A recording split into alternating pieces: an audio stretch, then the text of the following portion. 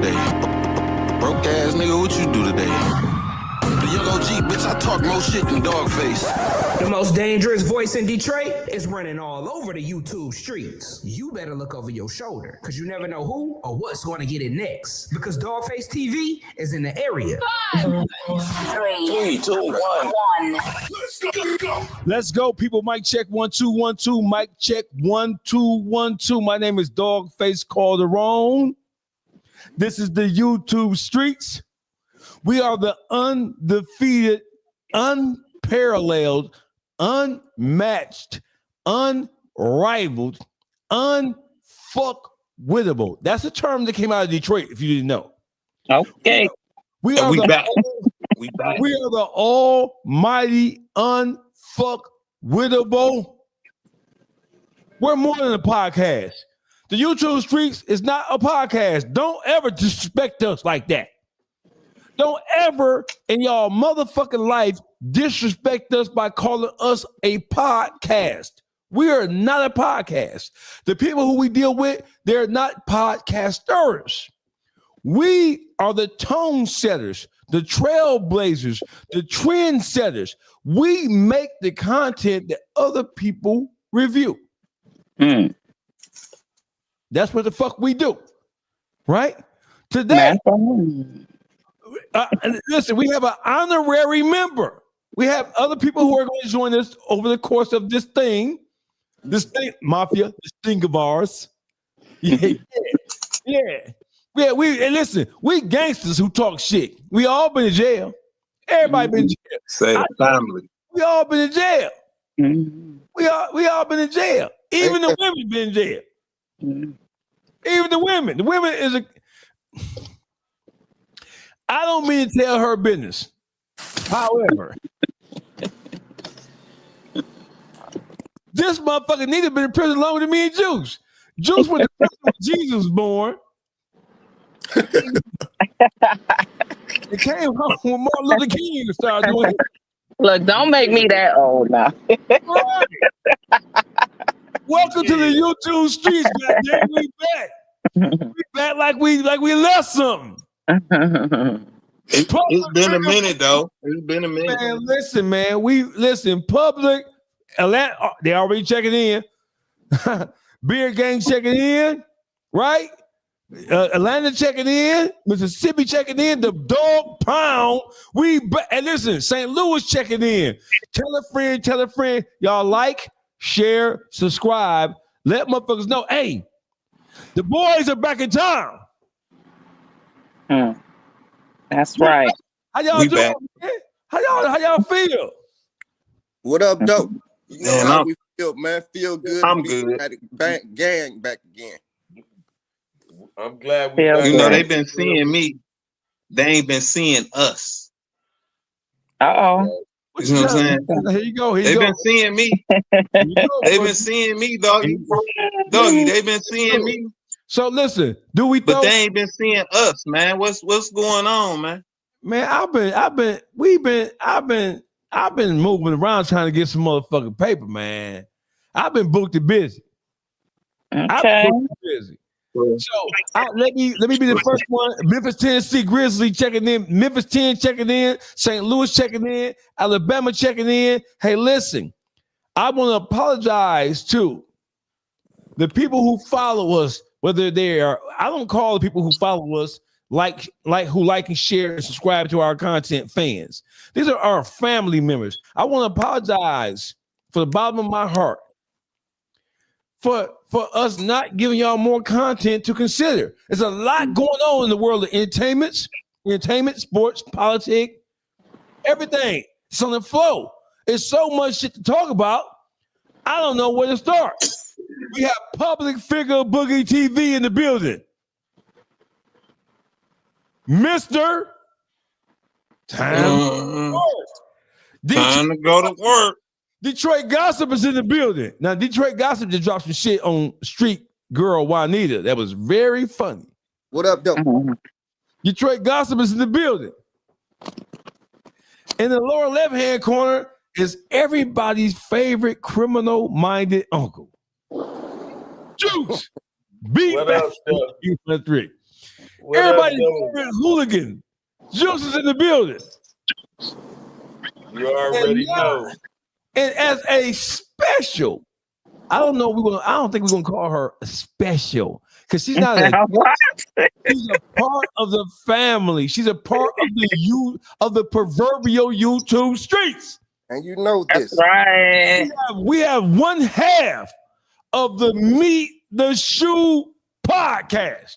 The criminal extraordinaire. The dope selling, gun toting bandit. Oh my goodness. Look, I'm over here sending out these links. The lovely Nina. Big Me tried to recruit her. She said, no way. No way. I got my own thing going on, baby. You got our own bag. Big dog Nina's in the building. What's up, Nina? What up? What up? How y'all doing? Hey, man, we got to get some. Hey, Nina. Nina, this is for you, Nina. Hold on. Uh-oh. Gotcha.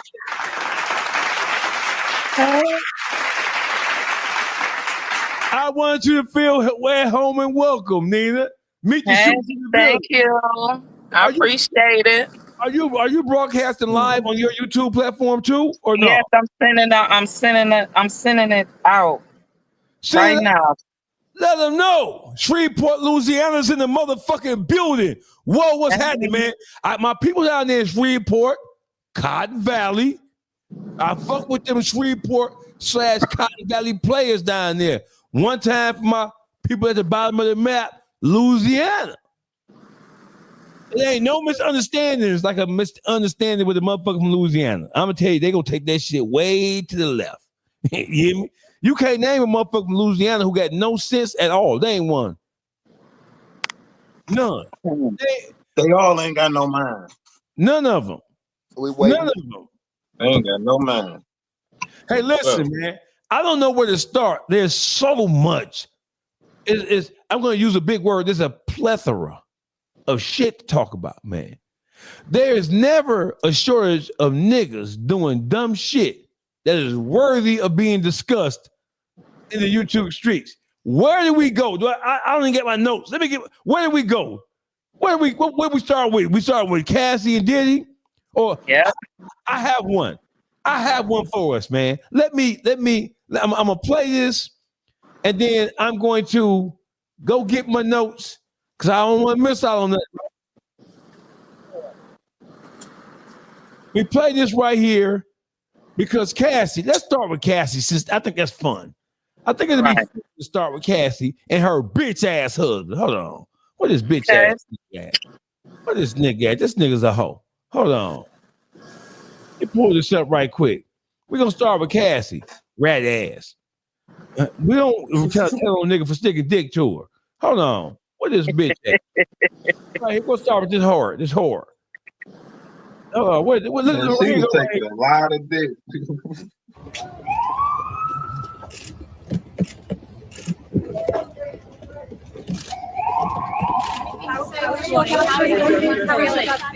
How's your father? How's your father feeling today? Have you spoken to your mum today? Have you spoken to her?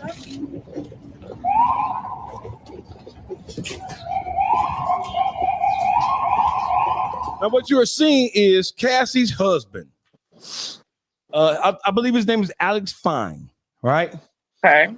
Storming out of the courtroom, right? As the news of Cassie's testimony starting to filter out, where in which Cassie is admitting that she's a cum guzzling, sore on the inside of mouth. Ew. She admitted on stand trying to crucify the Diddy man. She's saying that Puffy had her sucking dick for 4 days. That's a lot. She admitted on the stand that she sucked dick so much and so long to where she developed calluses on the inside of her mouth. That's called You don't think at some point that she was like, you don't think she tapped out at some point? This is what I'm saying. Baltimore. You think she wanted to? You think she wanted to do that for 4 days? Listen, nobody had. So I want to. I know I started off immaturely, like I always do, because I'm an immature person. However, let's try to add some sense to this shit. Cassie is one of the principal witnesses against Diddy during his trial, which started last week. We're in the second week of the trial. The trial is projected to go 8 weeks, give or take. Right? Okay. Cassie is a star witness with this whole thing. I don't think without Cassie, I really don't think, I want to throw this out there. Do they have a case that's prosecutable without Cassie being the star witness? Because in my mind, Cassie is just like Woody, YSL Woody for the thug shit. I think they're hanging. They have other shit, but I think because they start. Listen, when you're doing a case like this, you start with your strongest goddamn ammunition. They might have a surprise or two here and there in the next couple of weeks, but you always want to start off strong. They started Cassie because they feel like she was up close and personal. Who knows better than she? She was there during the beginning, not the beginning, but during when this shit got crazy and out of control. She was there. Who knows better than Cassie about who, what, where, and how? With this case, case, if they didn't have Cassie on their side, it's one of those things, right? She knows so much and been around so much. What anybody else I had to say gonna be like peanuts. You know what I mean? That's why they use her for real. She been around it for years and years and years. If she can't tell the story, can't nobody could. Was she the one initiated the whole play though? If it wasn't for her putting in the lawsuit, wouldn't none of this came to fruition. Everything else had just been talking speculation. She made it actually, it's some validity to it because he cashed her out. So once he cashed her out, they like, oh, so he got something to hide. And then he sat there and started that thing with that liquor company. He sued them for that money. So that just opened the doors. Revenge. You know, motherfuckers be wanting revenge. It definitely was, for real. I feel that she sued him also for revenge because I was saying this before anybody had even spoke on it. There was on a Thursday that Young Miami and him made that video, and she bragged about getting a $200,000 a month allowance. By Monday, Cassie filed a lawsuit. Like, this is literally how it happened. If she could not witness with her 2 eyes, you heard. Now listen, y'all. The testimony of what she said, right? What Dogface just is talking about. She's talking about how she's super obsessed with this man for 11 years. She don't want to consider being boring. She was obsessed with any other woman jumping in front of her or getting around him. Like, this was a sickness for her, right? When she saw another girl younger and finer getting more than what she got, right?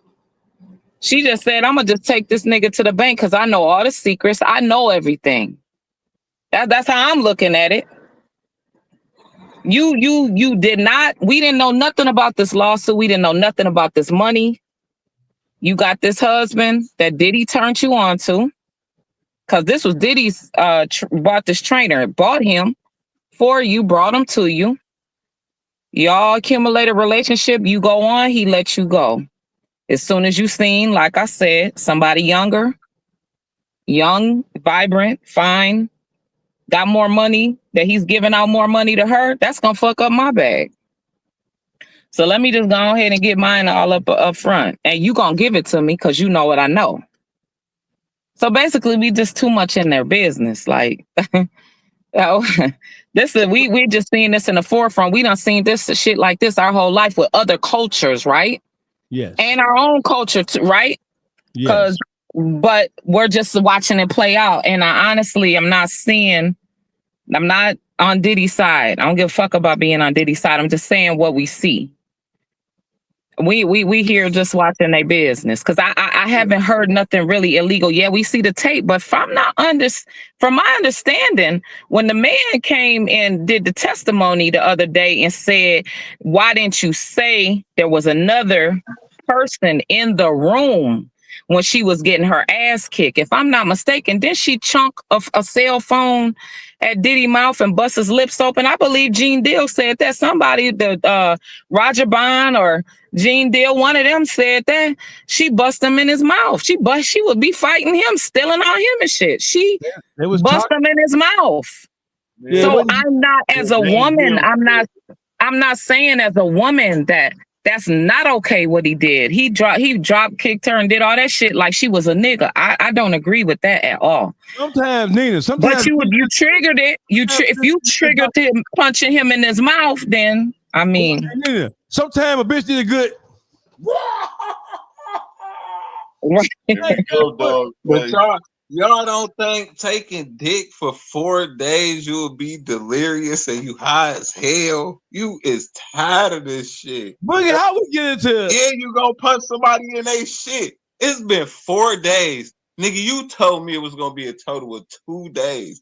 You put 2 more days on it, Diddy. What the fuck is going on? But you Nigga, forgetting, Boogie, you forgetting. Guess what? You forgetting. She testified and said that she was so obsessed that she liked to do it too. She was initiating the shit too. When she was doing it, how she was doing. You cannot give all of it cannot be just the control of Diddy. Like it cannot. It gotta be some fault of hers as well. Like this man, you gonna take this man's life away because he did all this nasty shit to you that you allowed now.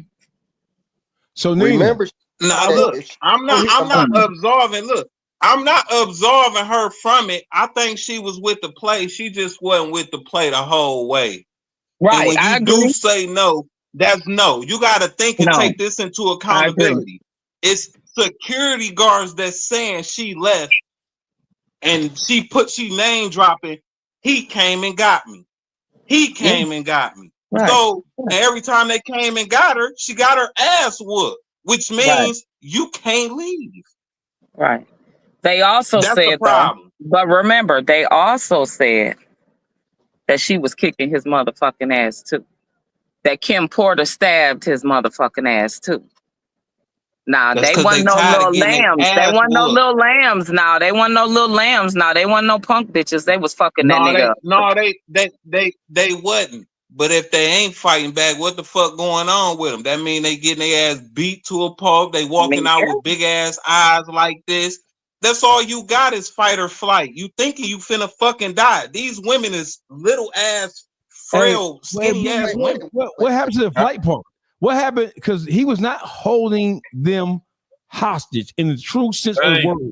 They were being held by the allure of fame, stardom, money, and access. When you get the lifestyle. And just like when she left, y'all remember. I agree with that. When she left, she said the reason why it took her so long to leave. God damn it, if I had a motherfucker, if I said, come wipe my motherfucking ass, go take my kids to school, drive me here, drive me there, go in the store for me. Well, I'm going to get my nails done. Bring the nails and the feet and all that shit to me. Bring the hair. Come on. I'm a lady. You think I don't want that shit? You think I want that shit to stop? What? That's why she stayed there. I want all that luxury, every fucking luxury. My nigga gonna give me all this luxury. You think I'm finna let? That's why I'm telling y'all, as a woman's perspective, why the fuck she filed the lawsuit. I see this young bitch getting my motherfucking bread. I'm going to get, just give me mine, all that shit. You said I could go on about my business. That wasn't enough. What you just gave me, nigga, that wasn't enough. You over there, I was with you when you made that, what is it? Delion, Ciroc, and da-da-da-da-da-da, with all them names. I was there with you, nigga. I was outside, and I was in the mud with your motherfucking ass. When you really became a millionaire, billionaire, I was with you. Give me mines. Give me mines. That's all. That's what I'm saying. We're too much in their business because really, that's what it is. She's pissed off. She with a new nigga, but she pissed off about that lifestyle. And we just gonna be 1,000. That motherfucking husband is the one that told her, oh no, you go get that motherfucking money for us. Yeah, he did. Yeah. So listen, you go get that money for us. Listen, let me pick it up. So Alex find her husband. And I'm gonna give you a shot, Juice. I'm gonna give you the flow. But her husband, he stormed out of the courtroom after hearing. Now he wasn't allowed to sit in the room, or he chose not to sit in the room doing the most salacious parts of her testimony. But he was certainly aware of it because the news reporters are coming in and out, chiming. He hearing this shit in the gallery. So he stormed out like a little bitch. Nigga, because he heard that she was sucking dick till she had canker sores in her mouth, and that she was getting pissed on and getting tumbling niggas' nipples, no, so freak ass shit, right? Listen, hey, Adam Fine, I'm giving you a fuck nigga file because you bitch ass nigga, she talked about her trauma with Diddy. Long before a lawsuit was ever filed, long before a criminal charge was ever filed, you're the one told that hoe to go and sue her. She told you what she was gonna do, and you coached her and walked her through it. Now you can't handle. You got $30 million. Bitch, tell it, bitch. Tell your story, bitch. Tell your truth, hoe. Hey, he said, hey, look, in his defense, he's like, look, I ain't know all this. Ain't no defense. But he do everything. You don't think in his defense, he was like, look, listen, I ain't know all this. I just thought she was a pipe smoking slut. I ain't know all this. Don't forget she was confiding in his trainer. He a broke ass bitch. He ain't got no money. He lured her away, trying to be a protector of her. I got you. And he thought that she still had star power. He didn't just lure her away because he fell in love with that hoe. That's Cassie. He lured her away. Maybe that wouldn't. Hey, listen. Maybe that relationship wouldn't even fucking happen if Diddy ain't blow up Kid Cudi fucking car. Now, why you blaming? No, Boogie, no, that's not what happened. He hired the trainer, y'all. Y'all missing it. He hired the trainer because he bought her titties, right? He needed her body fast to get bulked to match the titties. If y'all go back and look at the picture, see, I do the research on all this shit. You go back and look at her body. Her body was not. It was pretty. She's pretty, right? But slim. When he added the enhancement, it had to match. You know, the legs had to match the ass, like y'all say, right? Okay, that's what happened. He hired the trainer. He told her, you can leave with the help. Go ahead and leave with the help, because you got to remember this. Like I'm saying, she was with him. She's the arm piece when he was making all those deals. He had her brainwashed. He not gonna take Misa Hilton and Kim and even the other one, Sarah. He not gonna take them with him in them boardrooms because she's the younger one. She's the pretty. You know what I'm saying? They all older. She with him, and she make it look good. She knows what he had. He owes her money. He owes her way more than what she asked for. The man, the trainer. You got to remember, he the help. Of course he don't know. Of course he doesn't know what she is deserving of. When she said, oh, I'm just going to ask for 30 million. Yeah. Like you're saying, coach her to it.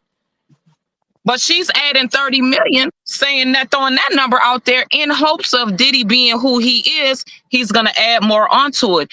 And if y'all listen to what he said, she also is supposed to get residuals off of all those deals that he done, like a married woman, but she never was his wife because she was present at the time. It's the lifestyle, y'all. It's the lifestyle that he had to live. That she knows so much shit on there that she ain't even saying. Yeah, but she ain't getting no residuals off no music because she wasn't no writer. She wasn't. No. I'm talking about those. I'm talking about the alcohol. That's what made him the billionaire, not the music. That's music, right? Of course, right. So if she was present at the time of those deals, all these attorneys is telling her what she's deserving of, what she's supposed to get. Listen, white people coach white-looking people to get at dark-skinned niggas, right? So what I'm saying is this. Listen, bitch, you was a whore. You was sucking dick. You had canker sores in your mouth. Your white-ass husband, who was the help, like Nina just pointed out, right? You the help.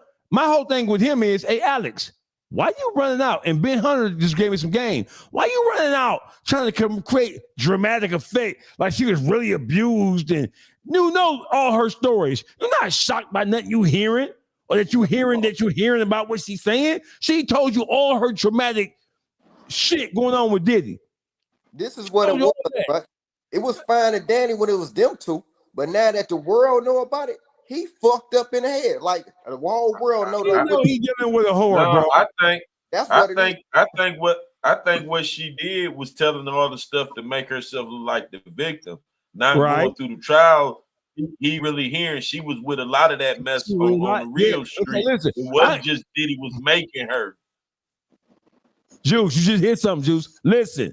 So, of course, when women or men cry victim, play victim, or explain their victimization, they're always going to say the least amount about what it is they contributed to their own situation.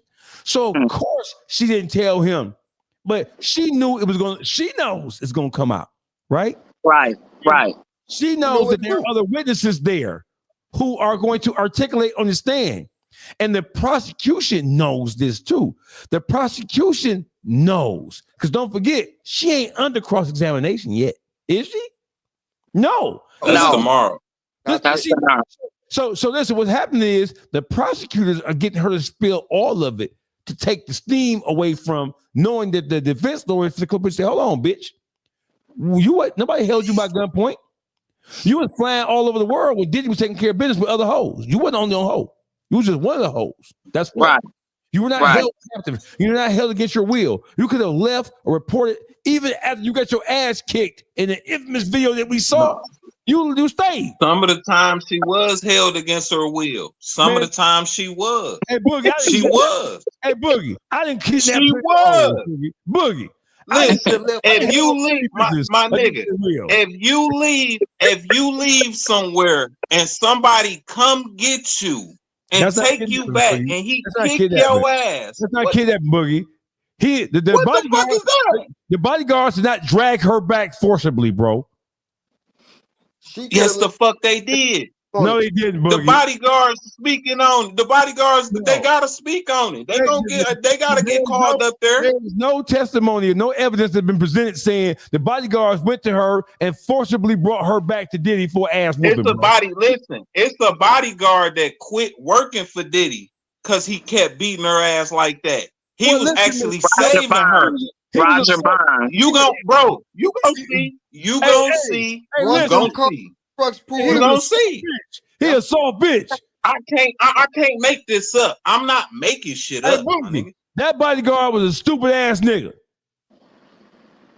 Listen. Hey, one of y'all. That's gonna come out. You get the ass kicked. That's being held against your will. What? Okay, wait. One of y'all read what Ben Hunter say, and then there was one that came up, Brittany. They both had two good points. Okay. Read what Ben say, and then read the one that Brittany. You put a lady named Brittany up there. They got two things that we need to talk about. Okay, so listen. So he says he ran out because that was a play. I get it. Don't sleep. They both running the game. He coached her. That white boy on the bench coaching Pat Riley, Phil Jackson. Yes, I agree with that, Ben Hunter. He walked up. He got out of. See, white people, they know how to play victim.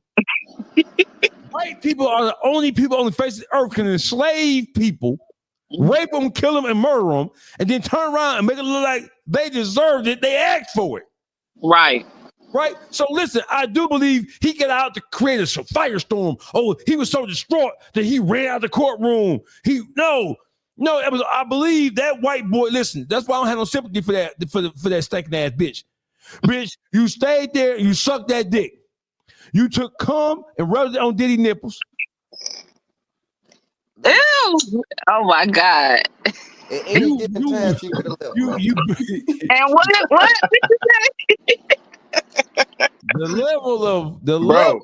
and Diddy a hating ass nigga. No, let's talk about Diddy being a hating ass nigga. But listen, you blew up Kid Cudi's car. How you gonna get mad because Kid Cudi knocking her down? That's my bitch. That's my bitch. Nigga, she moving on. Ain't none of that. And now you want to blow up a nigga. He knew Kid Cudi. He knew he was one of them ones that gonna blow dog car up. Kid Cudi, where you at now? Nigga, don't check me. Check your bitch. Nigga, he gonna blow up dog car. Now that's some hate ass shit. Let's keep it 100. That wasn't no hating. Let's keep it 100. There ain't no hating, hey Boogie. Listen, that's hate. That's hate. What Kid Cudi doing? What kid? Did Kid Cudi get any get back? No. But listen, hell no. So Kid Cudi wasn't one of them ones. Hey, he was one of them ones that take your hoe. Listen. She wanted Kid Cudi. You missing it. Did he stop that shit from happening? No, why? He was a part of them freak offs too, bro. Okay, so Brittany said my mom said that him and Mase used to come to DoubleTree once a month, beat her to the concrete, and Mase was too street to go in the boardrooms. I mean, I could see that, but she had to be something though, cause Mase went to the moon in the fashion world. Everybody needs to know behind Sean John, Mase had a lot to do with that. She went to the room. She knew how to get up in them meetings and talk that shit now. Mm-hmm. She ain't got no game. She was behind the music. Little do people know. That's why she ended up suing. She walking in there yesterday on a walker. I don't know what happened to her.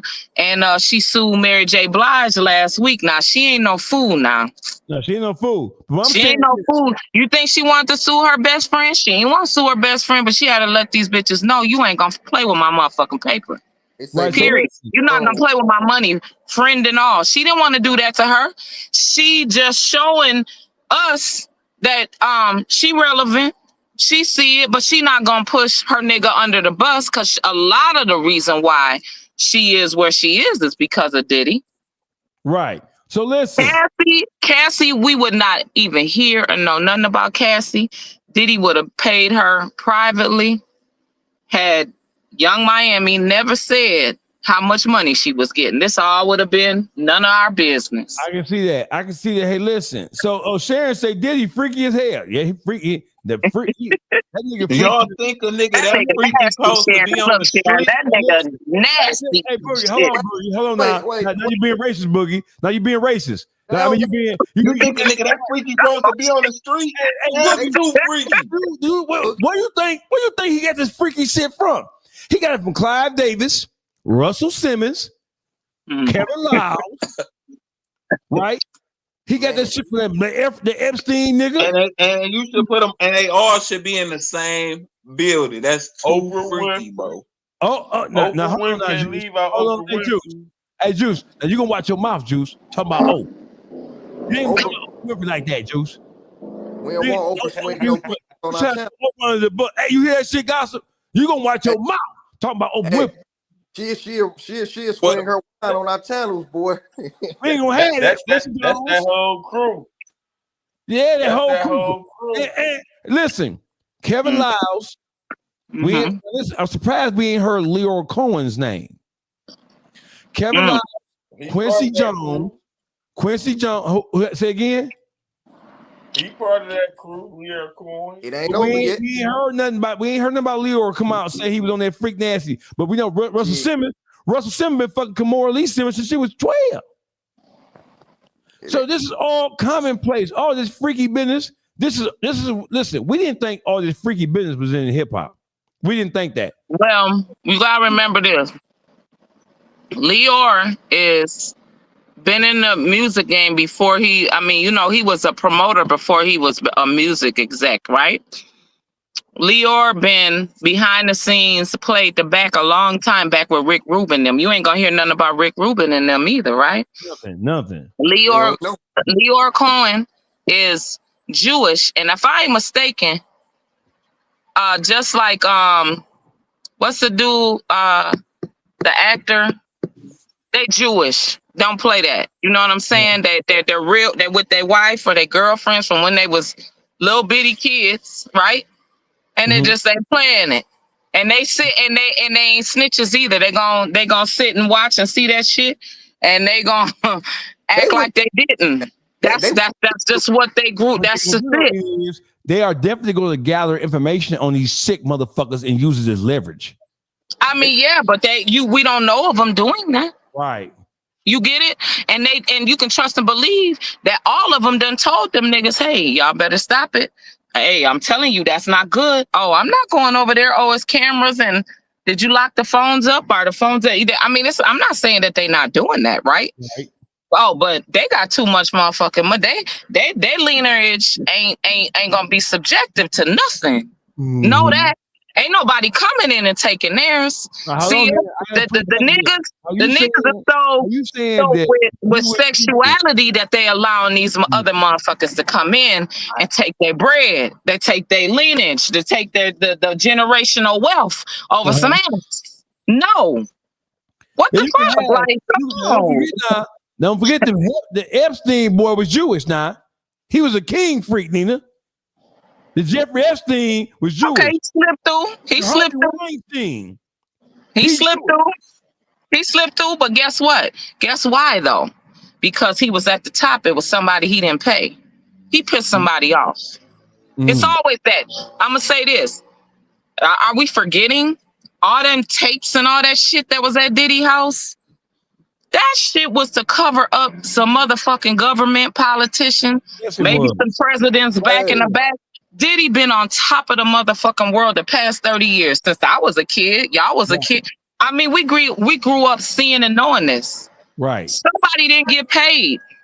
Somebody, they want something. The same with Prince. You think they took Prince out of this motherfucker off of they let the security officer give him a fake perk and he died just like his music said in the elevator? Did he? And then his sister let the white people, the same people, Warner Brothers, come back and take his shit. Jay-Z already rapped about that. The same people that you was fighting to get your shit from, the same motherfuckers that got it right now and is running it. That's what I'm saying. It's always about what they want to take from you and who you didn't pay. You ain't playing the game no more. Diddy ain't play the game. You notice when Diddy went on what is it, Earn Your Leisure, and he said that he was creating wealth for all black people for us to get our shit back. Where Diddy at? We talking about Diddy being on trial, and we ain't talking about shit that he really done to all the people that is pissed off at him about their bread, cause y'all should be, and about what he owe you. I don't know, but now nothing about no victim with no kid, no little kids or none of that. That's why they're saying that they don't know if he's gonna even get convicted, because it ain't no little kids like it was with R. Kelly. They trying to compare the two, but we just talking about Diddy's personal business. But the sex you didn't pay somebody. Nina, that's a whole different ball game, right? Not saying that the shit is wrong or right. They consider sex trafficking when you flash somebody in.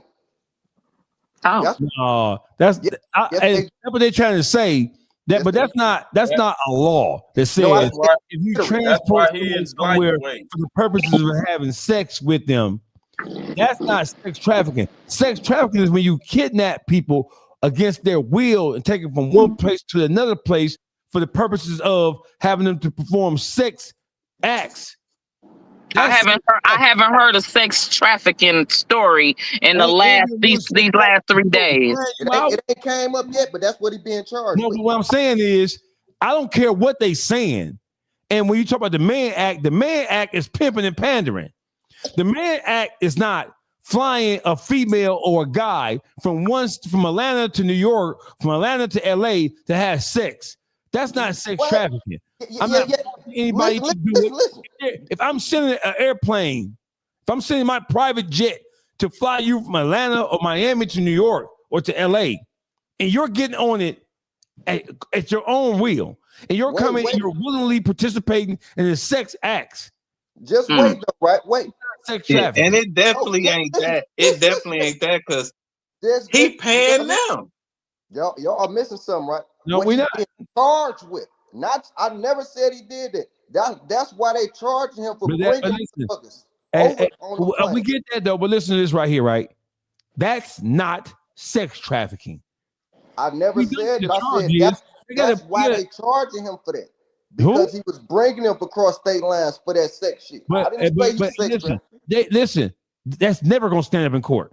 But that's his charges, though. We all know that. Listen, I get the charges. I understand the charges. Those charges are never going to stand up because in order to prove that, that's not just something you say, sex trafficking. No, what are the elements of sex trafficking? What are the criminal components that make up sex trafficking? Let's Google them. You just defined the motherfucking man act to the T. We don't need Google shit. All of us know what that man act shit mean. No, but the man act is not simply flying somebody from one place to the other. Man act talks about paid. Like Jack Johnson is. All right. So here it is right here. So let me go here. So here's what the definition of sex trafficking, right? Here's what it is. So it says sex trafficking is a complex crime with various criminal components, all revolving around the exploitation of individuals for commercial sex acts. There are some key criminal components of sex trafficking. One, the action, recruitment, identifying, and targeting vulnerable individuals. Most of these people who were involved in this shit are stars, athletes, entertainers, right? So offering, providing shelter, and maintaining control over victims. That's the Cassie little bit, right? Transportation, moving the victims to different locations for exploitation. Providing, obtaining, facilitating access to the victims for commercial sex acts. Soliciting, patronizing, seeking, or engaging in commercial sex acts with the victims. The means, you have means. You have to have active components. The means is force, physical violence, sexual assault, and confinement. Now, in all of these Diddy freak parties, we ain't heard nothing about nobody being forced to suck no dick. Nope. We ain't heard nothing about nobody being forced to put baby oil on and have somebody drive a G.I. Joe action figure up their ass. Hey, she got emails. She got emails and texts where she telling him she don't want to do it. But she also said in her testimony yesterday that she was obsessed with him and she wanted to say no, but she didn't because she knew that he was just going to get somebody else to do it with him, and she didn't want that because she was jealous. That's a long way away from. You want to hear something though? Y'all might not like it, right? For the exception of him forcing motherfuckers, everything else on that list fit him. Every single thing that they charged him with, except enforcing. Tell me how that fit him, because listen, you heard what I said, right? Every single thing on there, except with the exception of making motherfuckers stay there, everything fit him. He brought their ass from state to state. Commercial, meaning not just selling, commercial meaning paying their ass too. And it came out that he was flying men in, paying them, watching them from another room and all that goofy shit. But is that me? They were letting him. No, the commercial. They were doing it because he said. That's the commercial aspect. Well, let me say this, right? That's the commercial aspect. So listen, if you have men, these men who are testifying, who are going to testify that they were paid to come in to perform these wicked, devilish acts, that can be, I can see that. Do they have any of these sex workers who are going to come in and testify to the fact that Diddy paid them and flew them in with the express purposes of engaging, or are they sex workers? Are these guys sex workers? Or they just they average sex workers? They advertised. Some came off Craigslist. They were on Craigslist. So what the fuck? That's what they did. But it's still, that's why I say everything on that list fit him except him forcing motherfuckers. I don't think he forced nobody. But everything else, it fit him to a T. You see what I'm saying? They could have got their ass. I mean, how is that a crime? How is it a crime, y'all? If I advertise my sex on Craigslist and I just so happen it's you that's called Cassie that's calling me and I engage in it repeatedly, I mean, is that a crime? I don't know. So watch this. No, so listen, I got a question. Answer this question. I got a question. I got a question. Did he want her to have a freak off? Listen, did he want her to have a freak off? She say no. He starts showing her videos. He starts showing her videos of the freak offs, and he like, I'm gonna release it on Christmas. That's not force. Manipulation. That's manipulation. Yes. And that's another form of force. Like you saying you finna release this on Christmas. My mama don't know nothing about none of this shit. You talking about this because I don't want to do the freak off. That's what make this bitch keep going. And in hopes of, I hope he love me. Cause nigga, it's a whole lot of shit that could get put out about this girl that make her keep doing this shit. Cause he keep manipulating her and kicking her ass. I can go. Hey, listen. I can see that. But do you think I can go? So she ain't guilty of none of the things she done on her own. Right. I can go for she not absolved. Listen. Hold on, let me answer her question. She not absolved of the whole thing. But you gotta know when it's no is no. As far as I don't want to do this no more. A motherfucker got the right to say, I did it 1,000 times. Well, I don't want to do this shit no more. Why didn't she leave a steak on again? Motherfuckers was going to get her. It's sometimes she went back to. It's sometimes she went back, but it's times where. Which times? I can't speak on it. But whenever you want to leave and come, you are able to do so. When you leave, should nobody come fucking get you? And then you get back here and you get your ass kicked for leaving. So wait. So when he allowed her, and then you get put in a hotel for weeks to heal up. You can't leave. Right. Okay. He so put when you in you a chose to specific stay, place to heal up. when you chose to stay, like I'm saying, for the lifestyle. When you chose to stay for the lifestyle and the money, why aren't you being charged as well? Because I think that's what it was more of anything. I think it wasn't even a big force thing. I think it was the trinkles, the gifts that he was trinkling from, dangling in front of her. Like Nina said, the lifestyle. It wasn't, he didn't have to force her. Now, she got the ass whoopings. She got the ass whoopings for being disobedient. But I don't think the ass whoopings was to make her stay. I think she stayed because she liked the video. She got the makeup. She got the makeup gifts, the makeup rewards. You feel? Because she was willing participating in a lot of that stuff because she was calling some of the escorts and stuff on her own. You feel? So she was with the freaky deaky stuff too. You feel me?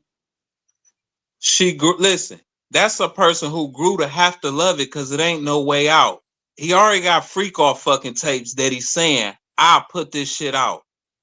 What you gonna do? You gonna do whatever the fuck whatever he's saying. You gonna do what the fuck he's saying. You don't know what part of their relationship that started happening in the play before all the that. Date is in the date in the thing. It's like 2011.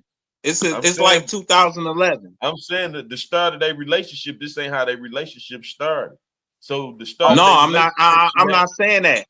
I know the date when it started though. It was in 2011 when he pretty much started threatening her with. I mean, like I put the fucking tapes out. We can't go out on what they say in court. Everything they say in court just speculations. It ain't because he ain't gonna contest and come forth with everything. Like she ain't gonna come forth with everything. It's text messages to this shit. It's text messages and shit to certain shit. You feel me? Well, you know what? Emails to certain shit. Here's what we know, right? What we know is that Cassie has provided them with phones. There's records up the wazoo, right? There's communications up the wazoo.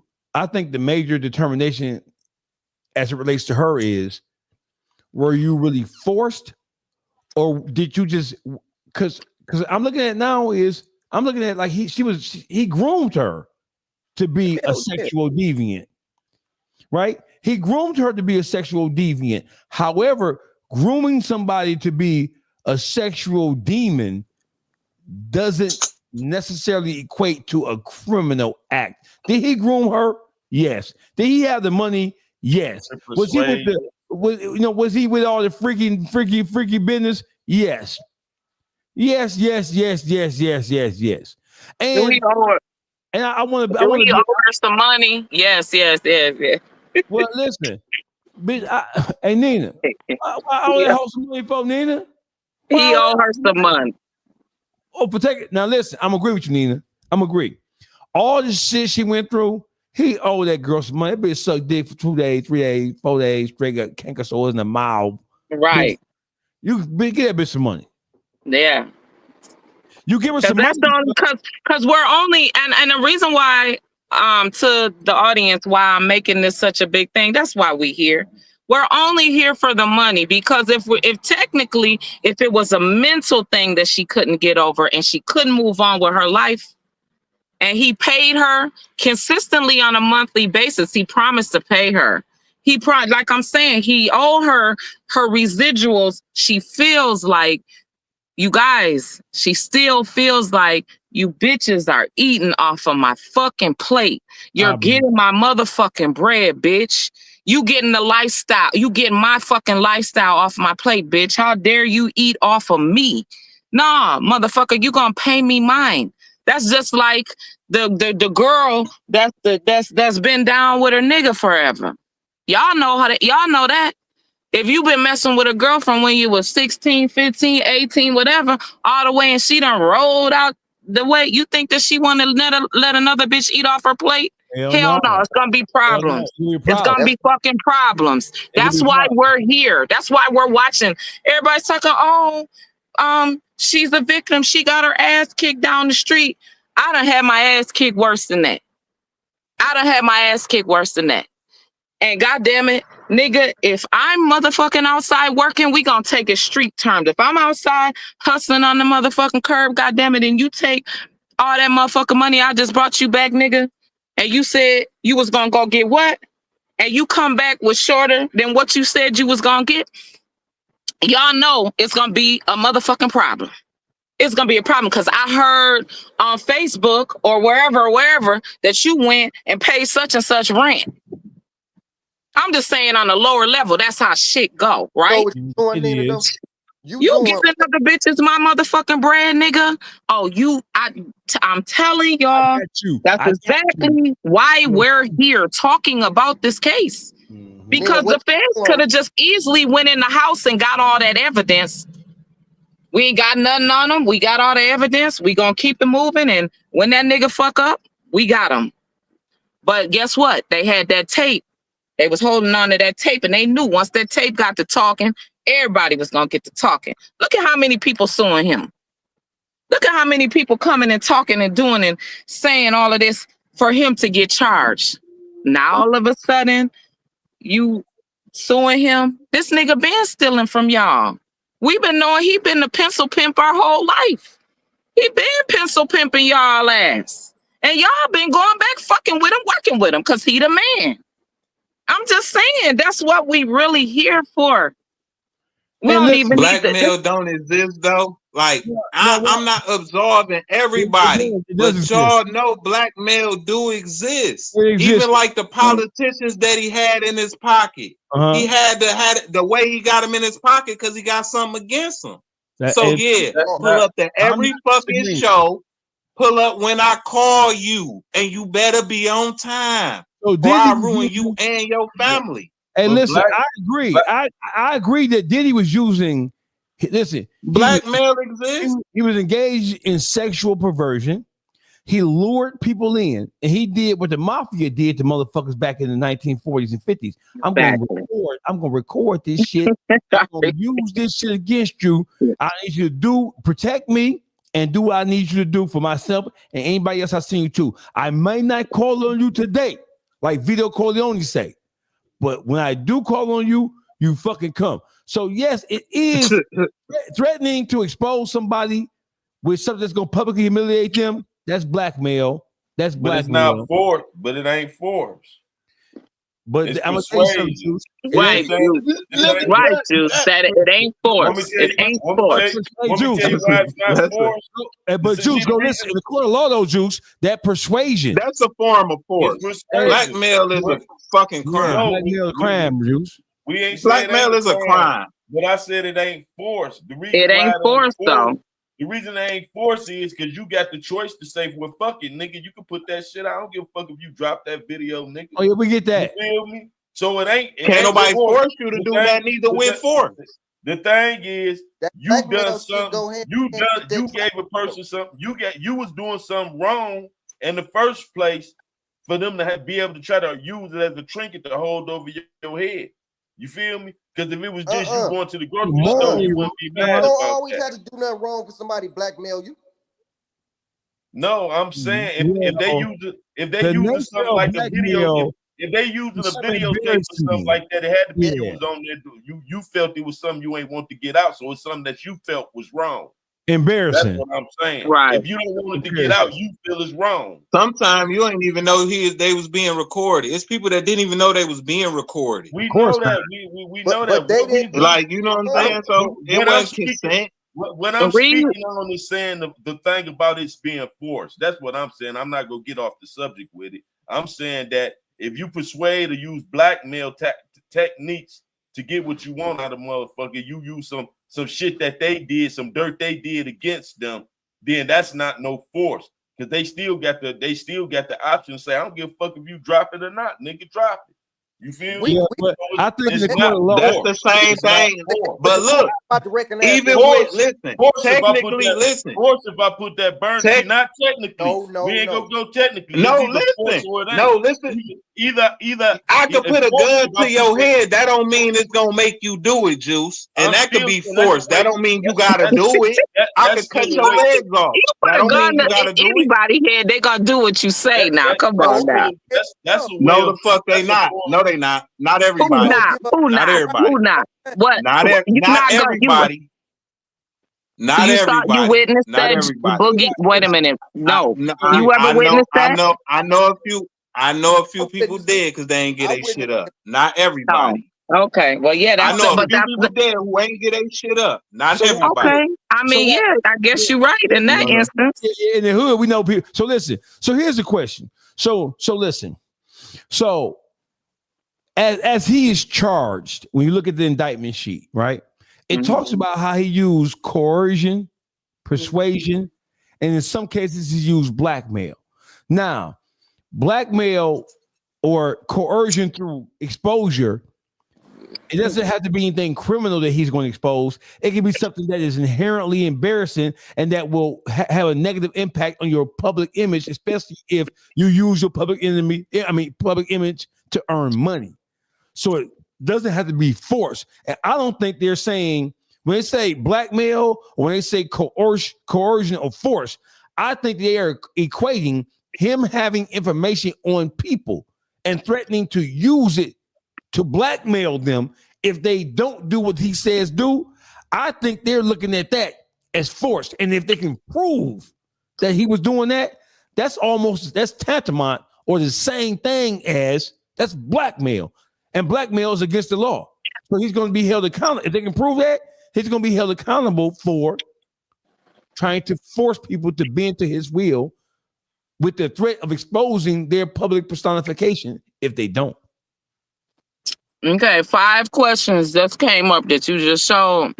So we need to read them 5 questions and answer them people's 5 questions because there was some, he said right here, he said it's something called social media force now. Revenge porn, What do y'all think to those two questions? Yeah, revenge porn is a real thing. That's a law. You can't just be like, if I got some pictures of a motherfucker, of a female naked, oh bitch, I'm gonna expose you. You ain't gotta be you ain't gotta be blackmailing them, but if you do it out of revenge or out of animosity, that's a crime. Okay. Same thing with social media. The way how you do it. Well, when I exposed the street lord wine, wanted to stand around and jack off on one bitch with 5 or 6 niggas and shoot some of each other. I don't think that was. Is that what we doing? Are we guilty of this or no? No, guilty. Wait now, right? Wait. That's what I'm saying. Wait. So what is we forcing on him? It's only you one see what way, I'm right? saying? It's We ain't forcing nothing. No, listen. It's the truth. When you talk about putting the truth out there, whether it's embarrassing or not, it is the truth. You see what I'm saying? We ain't trying to make this motherfucker do something because we got the truth on his ass. We just giving the truth. The blackmail come, you try to make somebody do something with the truth. Okay. It was 2 more questions. Because we gotta move. We gotta get on to the other topics. We ain't giving Diddy that much time. We gave Diddy a whole goddamn hour. Yeah, so listen. So Tory Lanez was stabbed by some bitch ass Mexicans. Now I told y'all the last time we talked that Mexicans are no longer our friends. I'm saying categorically, fuck all Mexicans across the board. Damn. I can't say that. I guess we don't got no time to be trying to figure out which Mexicans, which one of them Taco Bell Grande run for the border, dry taco eating ass niggas is our friend, ain't our friend. Fuck the Mexicans. Fuck them all. Maybe he got into it with one of them and they rode with each other. You know. Here's the problem though. We know that in California, the Mexican population in Southern California specifically, right? They have a history, a pronounced history of disliking and or hating black people. Yeah, they don't fuck with us at all, from a criminal standpoint or from a legitimate standpoint. The Mexicans in Southern California specifically. Now we got some Mexicans. Now we got our own Mexican town in Detroit, and they don't really feel like that.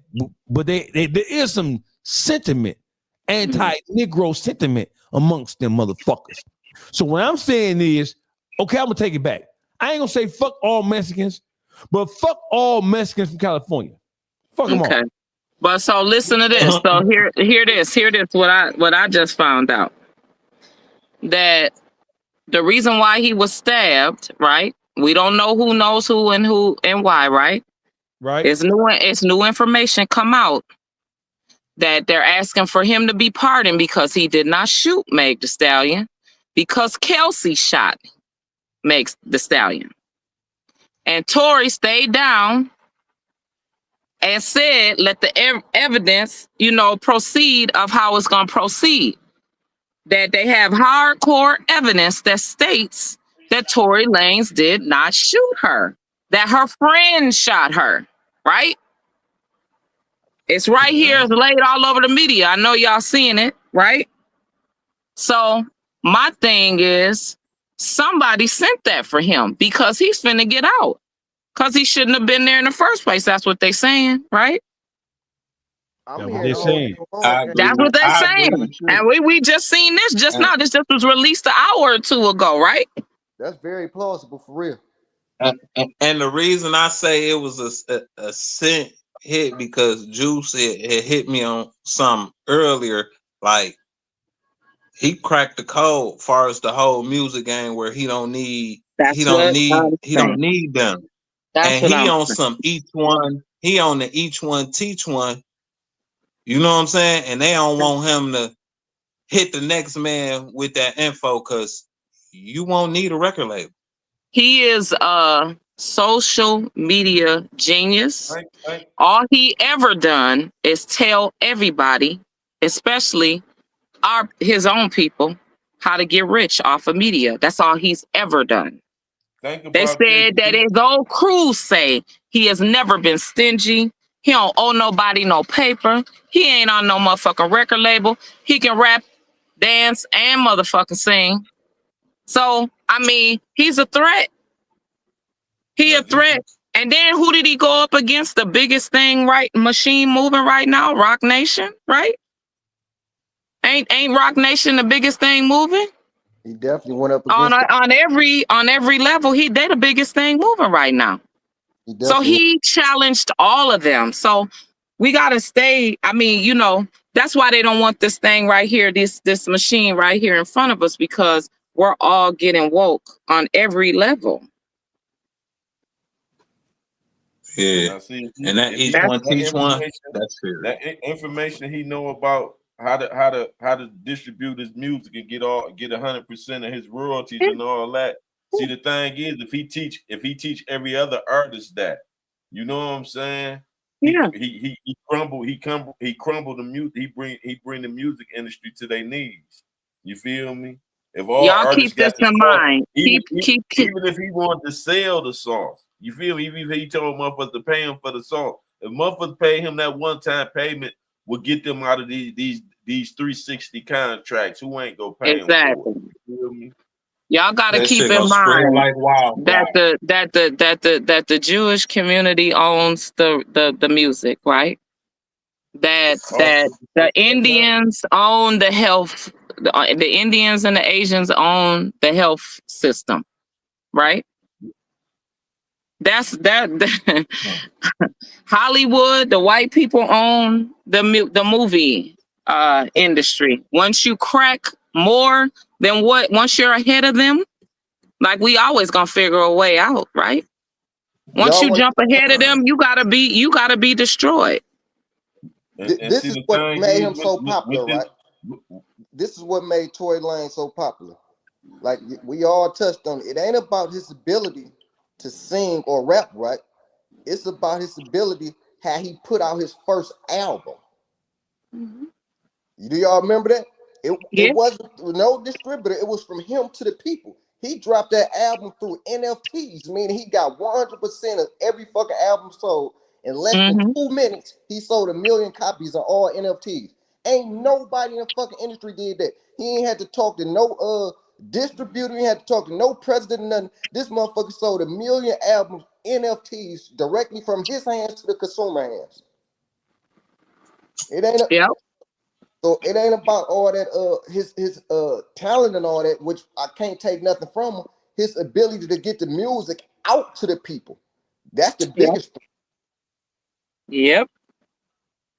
You talking about less than 2 minutes, 1 million copies sold. You don't got to talk to nobody, directly from his hands to the next person's hands. That's history. Yeah. Well, from the looks of it, it don't look like he did it, and I wish that brother to get home. So watch this. I want to play something for y'all, and I want y'all to tell me what y'all think about it. I want to play something for y'all. This is what I was talking about earlier. I want to play it. Tell me what y'all think. I'm going to give you guys yet another update, right? Because I did my background check. You can check out the full video on Renegade Media on YouTube. But this is the suspect that stabbed Tory Lanez, right? In Tehachapi State Prison. And I already explained why he stabbed Tory Lanez, for disrespecting his wife at visit, saying a couple, derogatory words on the tier about his wife. And the man took initiative to defend his wife and stab another inmate. That's why I said it's not really going to be a racial war. And if it does happen, so be it. That's in prison. But I always said it was personal. But let me tell you guys why he's in prison. He's in there for murder, right? He also has an in-house stabbing as well. And he got caught with a bunch of weapons, and he's been known to stab a couple of other inmates. He caught additional time on top of his life sentence. He was 20 years old living in Lancaster, right? And he was on parole when he started dating a 13-year-old girl named Evelyn. And Evelyn ran away from home from Palmdale, ended up at his house. They had obviously some type of encounters, some kind of relationships, if you know what I'm talking about. And then things escalated and blew out of proportion, where they got into an argument, and he shot 13-year-old Evelyn in the face and killed her. That's why he got sentenced. And the reason why I bring that up is because even though he didn't get charged for it with an S offense, because the district attorney went after a murder case, this dude got his spotlight. I'm pretty sure that's what he is enjoying right now. A lot of blogs talk about, the fact that he stabbed Tory Lanez. But let's talk about the fact that he also shot a 13-year-old little girl that he was having sex with when he was 20 years old. So before we start giving this man any credibility, like, this is for Meg Thee Stallion, this is for her, retaliation, this and this and that, do realize that the man that did it was having sex with a minor, and he also killed that minor. That's why he's doing life without the possibility of parole. So I don't know how much of his accounting is right and exact, but if it is true, to me, it doesn't matter what this man is in prison for. To me, what matters is that this Mexican son of a bitch is a part of the Mexican culture and ideology that exists in Southern California, where Mexicans don't get along and hate niggas. I'm saying I need them niggas to come off lockdown, raise up, and stab all the Mexicans. Because the whole thing is this. What's his name? Walk on wood. The thing is, he was used. That's why they used the person with his type of background. See, the Mexicans was down with that whole play. Ain't no way no motherfucker like that with that type of jacket will put the Mexicans in some type of beef like that without it being sanctioned first. You feel me? He was just a fall guy because he got the fucked up jacket enough to say, "Hey, we ain't fucking with him." He got the time. He got the time. Everybody know that a Mexican, any other race touch another race, it's gonna spark a racial thing. Everybody already know that in jail. That's an unsaid rule. So before any race move on another race, they go holler at some higher ups like, "Hey, dog, I got a problem with old boy, and I'm gonna holler at him." You feel me? Mm-hmm. It's gonna go through. He just because they had that talking about he disrespect that man wife. They was having some words and shit, some jail talk words, kicking back, scoring on each other. That was just the play.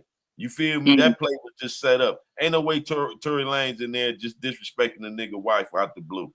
You feel me? Okay, but all them is smoke screens. So they gonna start all these different type of stories. So you ain't gonna know what story to believe because the higher ups had that play orchestrated, and the Mexicans went for it. They was paid off to make that happen to get Tory Lanez off the yard. And that wasn't just to get him off the yard. That was to try to take his life. Anytime a motherfucker stabbed you 14 times, he wasn't just trying to get you off the yard. Motherfucker trying to get you off the yard, he hit you once or twice real quick and let you get the fuck on, and he rolled off and he tried to get away with it. When a nigga on you stabbing you 14 times, he trying to get caught and get took down to get out of there. You feel me? He trying to take you out. He don't give a fuck. He get caught. The thing about him being locked up in California, I don't know where Rock Nation headquarters is, right? I mean, the prison has, and he has said a lot of names, big names, right, in the industry that is fucked up. They don't want him out of there. He wasn't even supposed to go to jail, but he did. So, he's stating right here. He's saying that Tory hasn't been on a visitation for months. I mean, when did he go on a visit? If he hasn't been on a visit in months, when was the visit? Listen, this is what we know. So there's politics in prison, whether it's state or fed. There's politics. Mm-hmm. Tory Lanez is a millionaire. The chances of him being in the same space or occupying the same space, he knows why this man is in prison. Does that mean Tory is scared? No. But when you in prison, I've been there. You know who you locked up with. You know who you better not fuck with, because if you do, it's gonna be a problem. Right? And they're not just operating in the bubble, living in the bubble there. He has homeboys, and Tory certainly has people that he's dealing with who's schooling him and teaching him and guiding him on this shit as well. So listen, I'm saying, I don't give a fuck what happened. I'm saying the motherfucking Mexicans, and I'm sick of them bitch ass Mexicans in California. I'm saying that all you niggas, you Crips and Bloods, y'all stab everybody, y'all shoot each other down, y'all shoot and bang little kids in Compton and Bricc, y'all do all this old gang banging against each other. These Mexicans is out of control in Southern California. Them Mexicans All of them, stab them all. And the thing is, they were saying fuck all niggas for the simple fact everybody know Tory Lanez was in there looking out for a set of niggas in there because for Christmas he put money on everybody's books, made sure everybody could go get conversary for Christmas. You feel me? So he was in there looking out. So wasn't nobody. It had to be a word on about nobody fuck with him. You feel me? Let him do his thing. He wasn't part of no gang. Because the part of the jail they was in, that's where guys put their flags down. That's a neutral spot. That's a neutral part of the prison. So what that wasn't active gang members, but they do got a gang in there. They still got sets in there. You feel me? Right. But hey, listen. For the most part, for that Mexican Mexicans, I'm saying you niggas in California, this y'all job. Because Mexicans in Detroit don't act like that. Mexicans in Detroit ain't run around calling nobody black no niggas. They ain't. We would tear their ass up. Especially in the joint, they not. And in prison, y'all talk all that shit about California being this kind. Ain't no Mexicans in Michigan in the MDOC run around calling no niggas. Right. Because if they did, we'd stab their bitch ass down to the ground. That's number one. Number two, you bitch ass niggas in California, all of you. You bitch ass niggas cripping blood and kill each other to death for 50 years. Since 1960s and 70s. These Mexicans are growing in strength and growing in number. They don't give a fuck. Y'all niggas need to stop fighting against each other and start fighting against these Mexicans and kill them. Okay, now we going on to We Hope You Home. What's his name? Tory Lanez. Right. Big AK, Treasure, Cam, and Mase. Now listen. Big AK, Treasure, Cam, and Mase. So what happened was, do we need academics to explain what happened? Yeah, let them break it down because everybody want to make it out. Enlighten them.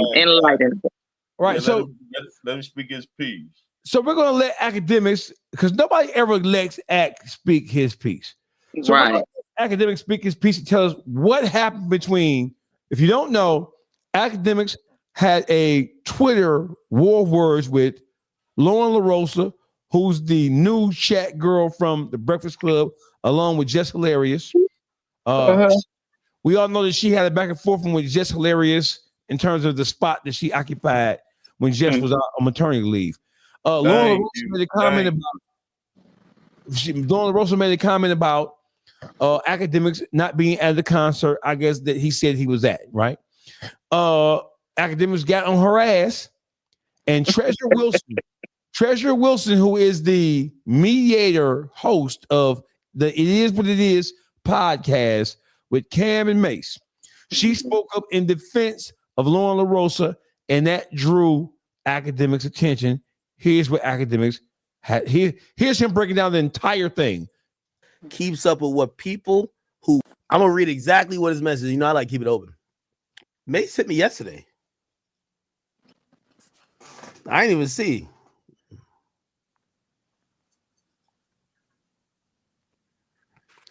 I'm gonna read exactly what his message is. You know, I like keep it open.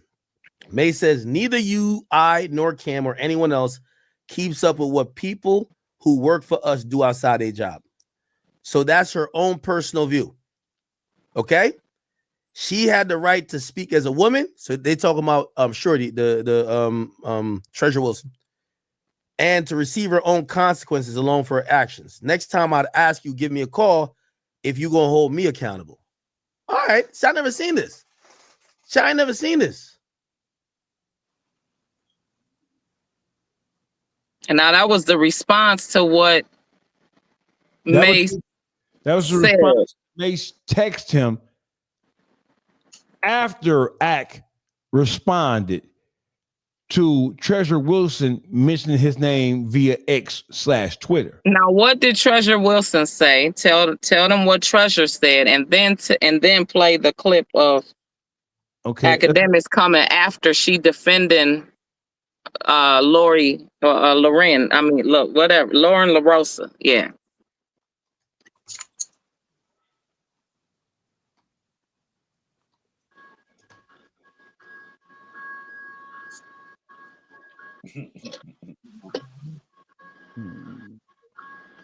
Hey, she in that space. She supposed to know. Ain't no off limits. Right. It ain't, but she was defending another woman, right? Yeah, That she thought, but she ruffled his feathers. And when she did that, he attacked her co-host, Cam and Mase. As he should have. As he should, right? And then he also read what Mase said after. Hey, gossip, send dog face that thing what Mase them had posted on Instagram, gossip. All right. That's what triggered academics. It wasn't what she said. It's what whoever running a page posted. Oh, they threatened him. They threatened him. Academics, yeah. You've been warned or something to that nature. Okay. All right. You've been warned. So he got on them. Now, he, yeah, like I said, I don't know. I mean, Mase said what he said. Okay. Now, what Cam gonna say on Talk with Flea? Because I don't see him addressing it on It Is What It Is, because that's a different show. But Talk with Flea, he should be addressing this. Oh, I'm pulling it up right now. I don't think the boys want that type of work. I don't think they want that work. So here's what she says. She says, so in response, so academic is responding to Lauren LaRosa. Okay. She says, it says, why is this man so angry at laughing at Lauren LaRosa? Said you lied about numbers, and that translates to all of this, laughing my ass off. I think you need to vacate. So, okay. So this is her inserting herself into something that had nothing to do with her. Right. Okay, and then so when he got threatened about now say what act rebuttal was. What was act rebuttal? So let's listen to what act. All right, let's listen to what act said.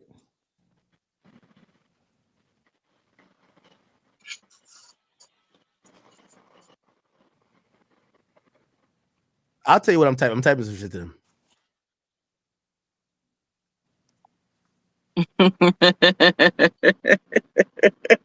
I can't go lay down.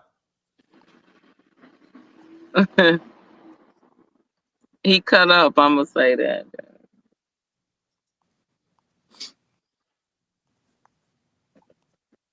Anyone else keeps up with what other people. I mean, neither you, I, nor Cam, or anyone else keeps up with what other people do outside of work. Neither you, I, nor Cam, or anyone that works. Wait, Jesus Christ, am I drunk? Neither you, I, nor Cam, or anyone else keeps up with what the people who work for us do outside their job. So that's her personal view. Okay? And by the way, I agree. That's her personal view, but that's why I didn't violate her. I didn't want to, I could just be like, yeah, I'm going to just violate you. But I told her, I say, I like Cam and Mason. I know it's going to spill over there. I don't want to do that, Shorty. That's what I said. He said, so she had the right to speak as a woman and to receive her own consequences. I agree, which I'm telling you, I don't respond nicely to nobody. My favorite thing in the world is when people overstep, I call them out of their names and I go on 100. I didn't do it with Treasure Wilson because of Cam and Mase. And maybe I shouldn't have brought them up either, but just to be clear, I said, I'm not going to go crazy on you because of Cam and Mase.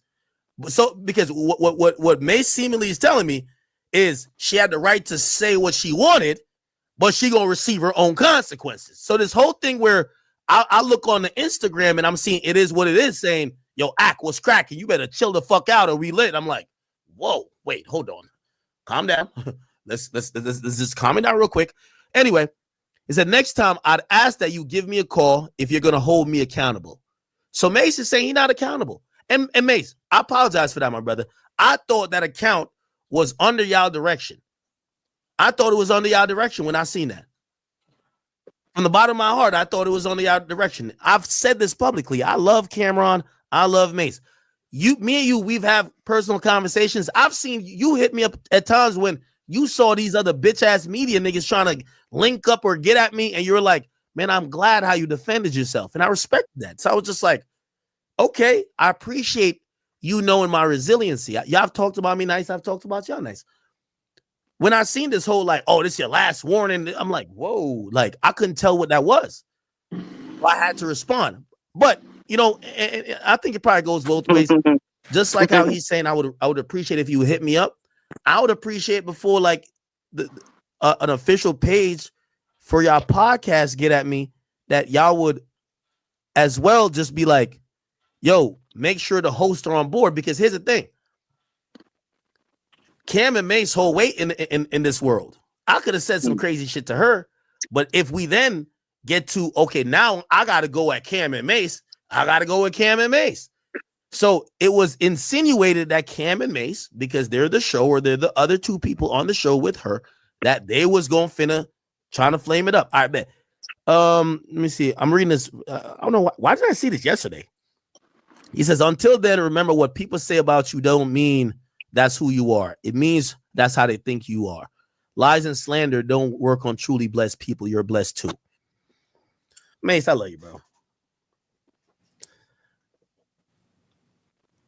And by the way, Mase, I sent you my number too. So you could have texted me that too.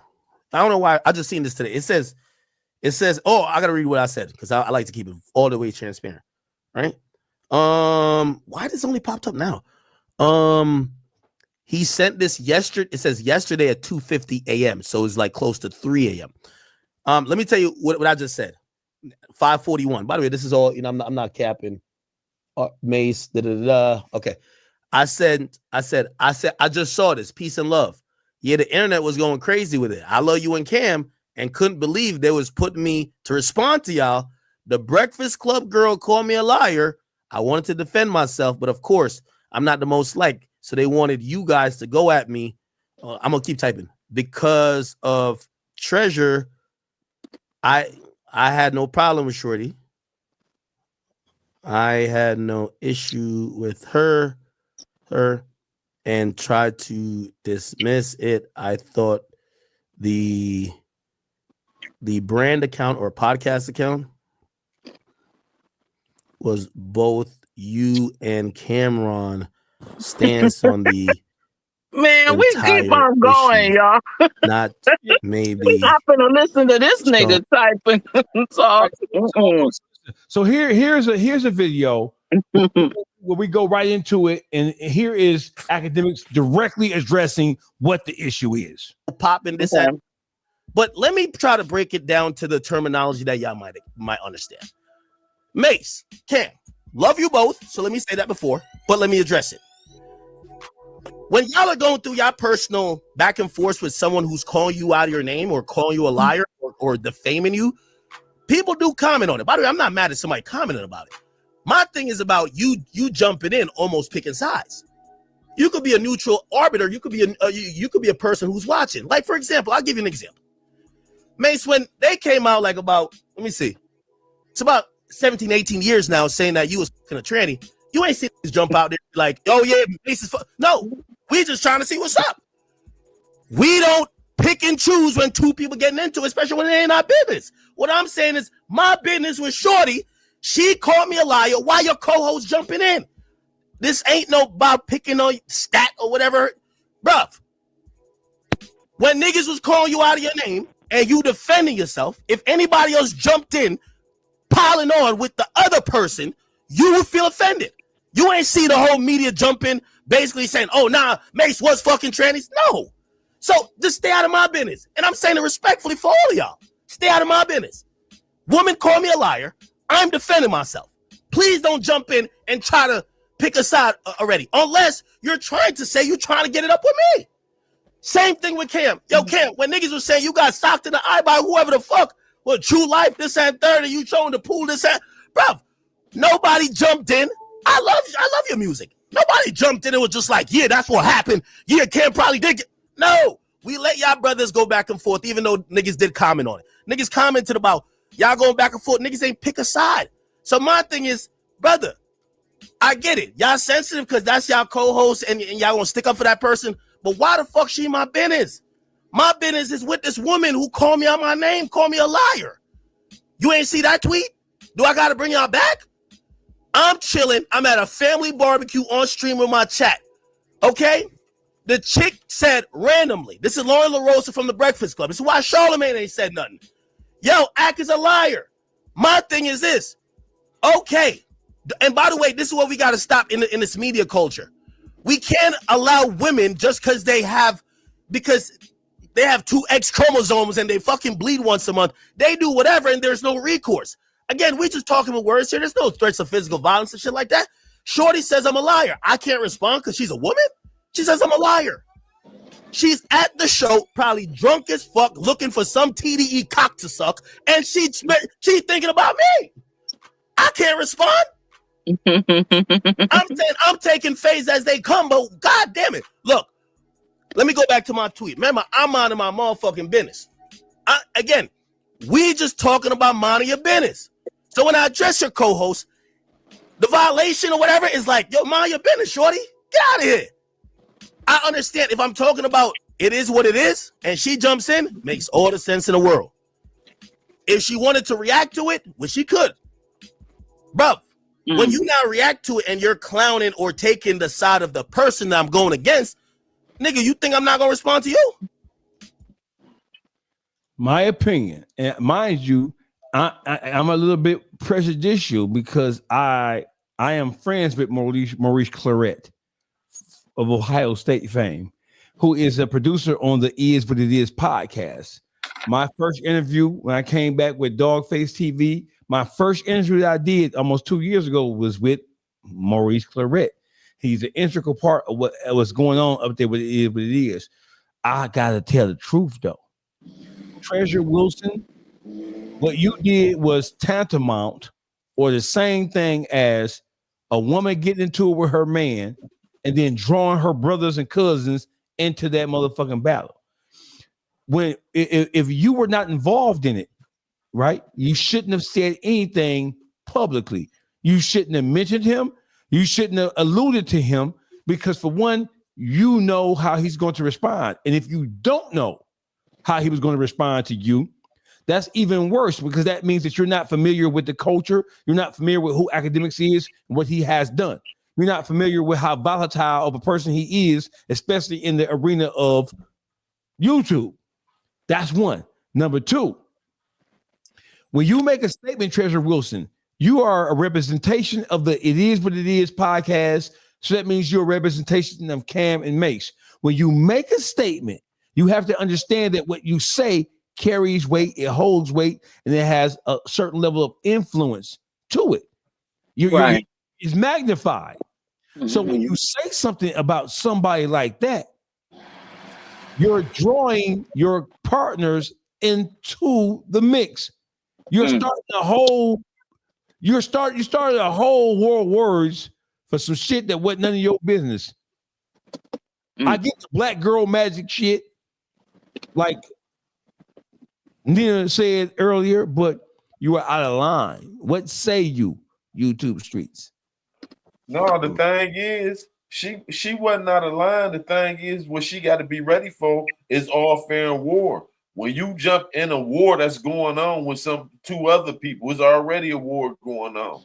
If you make it known whose side you taking and you make yourself known that you ride with them and you speak out, then you subject to however this person choose to respond. You feel me? You can't say what they can and can't do in war. And you got to look at what you got to lose. You feel me? What's on your side?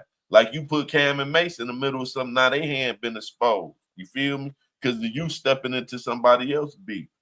You feel me? Thing she should learn from that is mind your business. That's what everybody should learn. Mind your business. Mind your business. Or suffer that consequence. It's like this, right? I think she already had her own motion going on, but this was like a move right here where she was looking for something. You know what I mean? Like she clearly jumped in the water, not knowing how to swim. That's how I took it. Like she was looking for something, but I thought she had her own motion going to not be looking for nothing. It looks like both of them because It's like you attack the, he's the king of the stream. Him and Kai Sanat, right? They the king of the stream, right? You was looking, like you said, you was looking for something. Both of them. Because why are you even mentioning them? And you know he gonna sound off like he did. That's my she thing. shouldn't speak on nobody, not just because it was academics. You should mind your business, period, in life. That's the whole problem with everybody. They in somebody else's business. You feel me? She stepped like this. But the thing is, it's cool. Just be. I ain't saying you can't. Okay. Just don't scream victim when whatever the person's rebuttal ain't what you think it should be. No, their rebuttal is just what it is in war. You can't draw how a person battle in war. Because I'm gonna play war on how I see fit for me to win. You feel That's me? right. That's right. Hey Boogie, you want to chime in? They pretty much said it. They really said it. Like me personally, I just look at it like once you put it on the internet, it's everybody business, and anybody can speak on it. She just got to be ready for whatever come with it. Like you say something or mention somebody, they probably gonna say something back. Thank you. And that's just what it is. Now, to be honest, he brought up Cam and Mase. No. At the beginning of his response was like, I'm cool with them. No, Cam and Mase got involved, period, because they made a comment on their page. So whoever running their page, I ain't gonna say it was Cam and Mase. Whoever running their Instagram page posted saying something to the nature of what was it? Gossip. They threatened them. Yeah, you've been warned. You've been warned. You've been warned. You feel me? Ain't nobody go do nothing. His tweet to say nothing to Stacks, and that's when he came back saying something. No. Look, his tweet before that, it wasn't that malicious, but he should have just responded to her. When his tweet, he spoke on it. When he spoke on it, he was just saying he ain't gonna be disrespectful to her because he cool with Cam and Mase now. There was a response, right? And that's what I'm speaking on. He should have just responded to her and never brought up their names. It don't even matter that you cool with them. No, but respond to who responded to you. That's how you supposed to do it. If I'm cool with somebody Cam and Mase. There was a response for Cam and Mase, or it appeared if it was from Cam and Mase. Like you don't fuck with Treasure, you have been warned type shit. And so when what? Oh hell no. But here's my thing. I think that they should have allowed Treasure jumped out there. I think they should have talked to her behind the scenes and either form an understanding with academics and handle it off the radar, or I think they should let her stand with her big girl draws on. We're gonna give you all the play that you need, and you go at him. Since you brought this on yourself, we're not gonna jump in because it's gonna make it look like that we big brothering you and you can't defend yourself. Right. So I think the response should have been her directly responding to him. Like, I got this. I'm a grown woman. I got him. Right. Exactly. Bing. You ain't got it. It is what it is. He doesn't have any dirt on her because she's outside the. She was an. We ain't gonna say that now. We could say too young to have dirt on her. There's no such thing. God damn. Ain't no such thing, baby. Ain't no such thing now. There's no publicized dirt. She has no history in entertainment business. Now say that. There's nothing to her. And Act was basically alluding to that, like, who the fuck are you? Like, yeah, you can't make sidekick, basically. You know what I'm saying? You know what I'm saying? I think they should allow her to put her big girl draws on and allow her to respond to his response. That's what I think. Okay. Let her get roughed up a little bit. Yeah.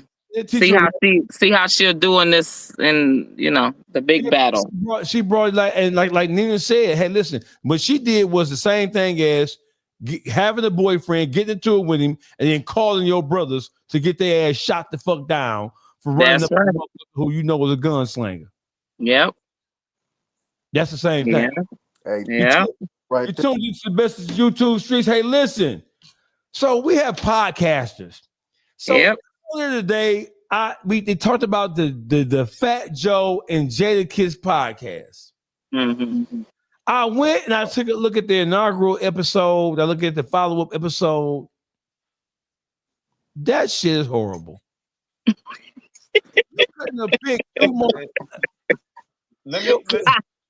Let me say Hey, I something. I gave him a little grace now. I gave him a little grace. You told that ass. Let me tell you I gave him a little grace, y'all. I did. Let me tell you where they lost at.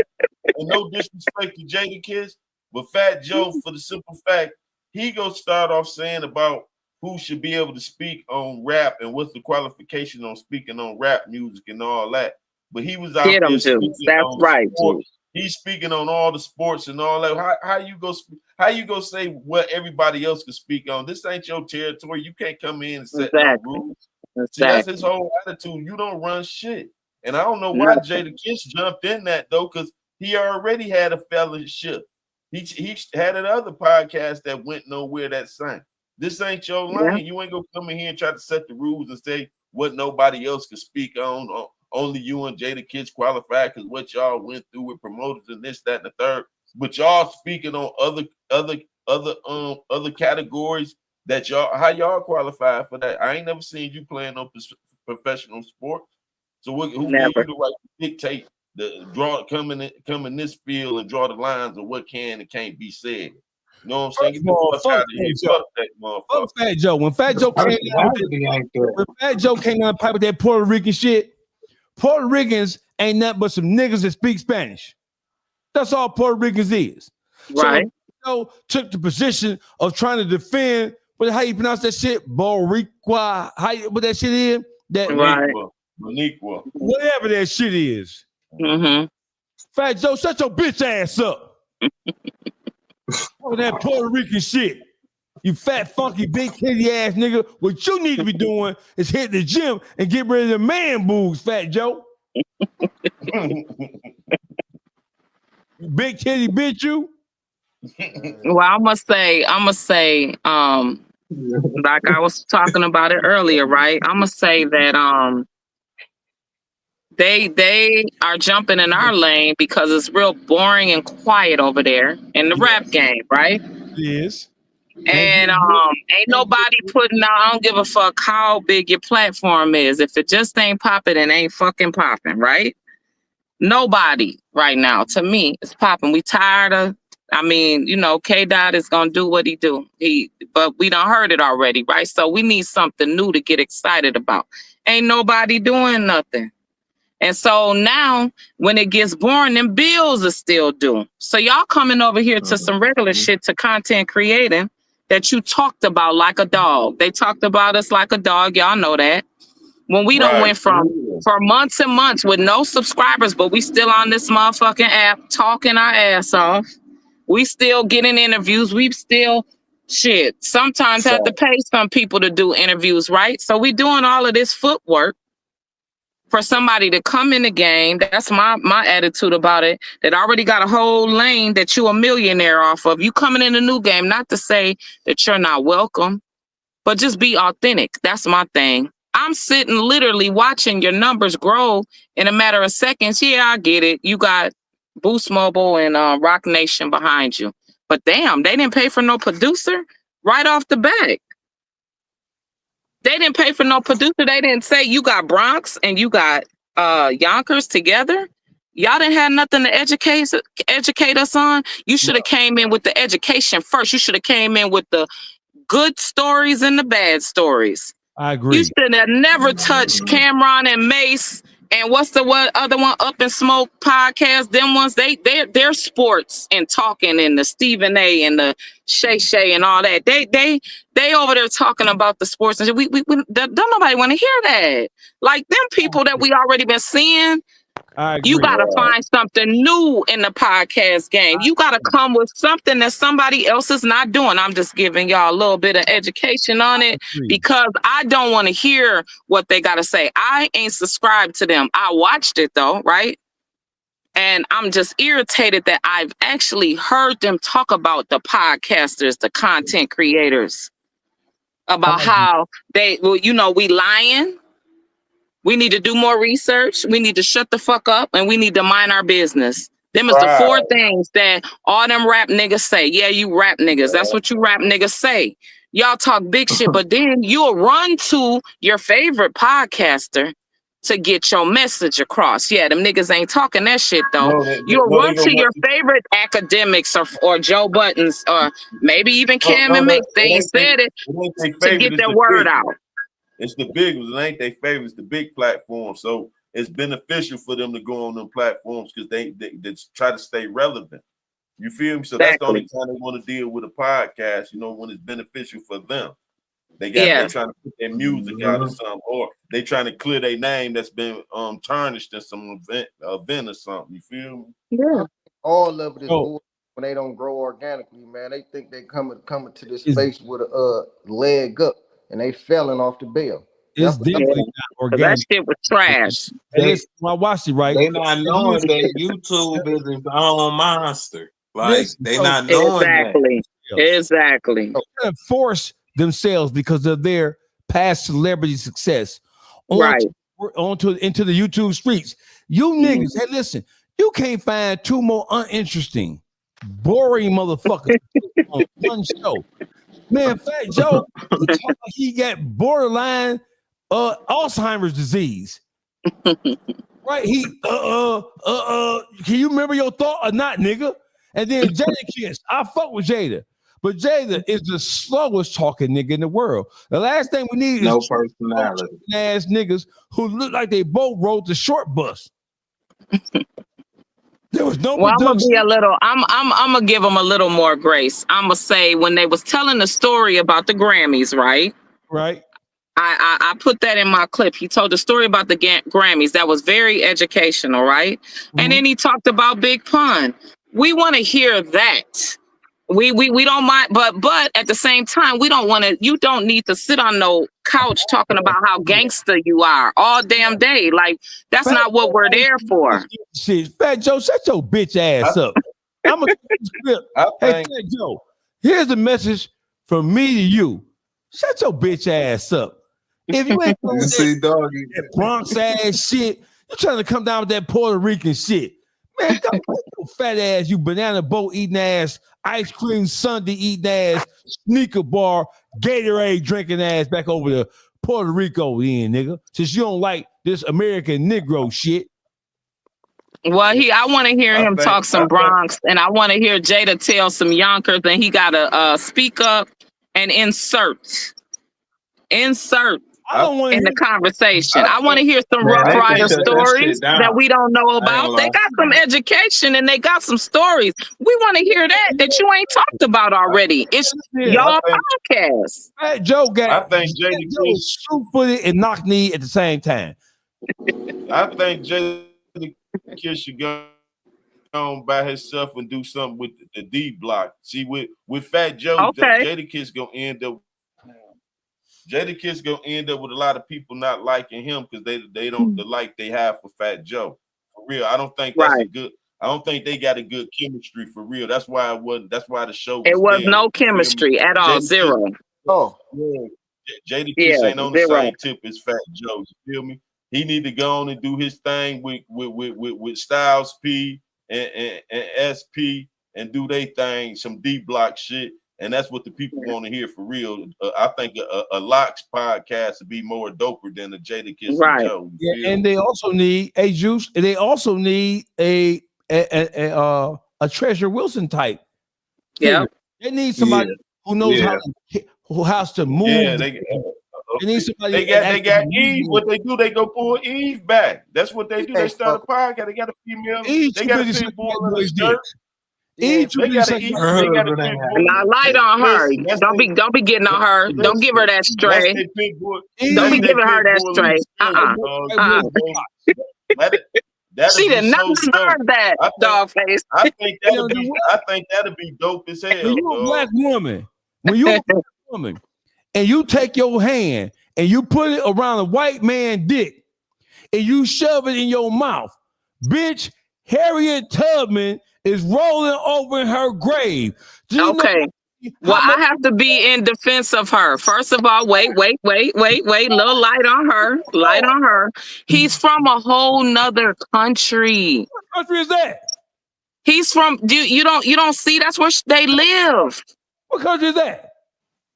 I don't know. I don't know that much about her, but I know that he's from a whole nother country and he is a billionaire. You know what that means? With a B, not a million, a billion. Oh, you know what that means? A whole nother person. Oh, hey, listen. So he's not American. He a cracker. Crackers. He didn't enslave us, though.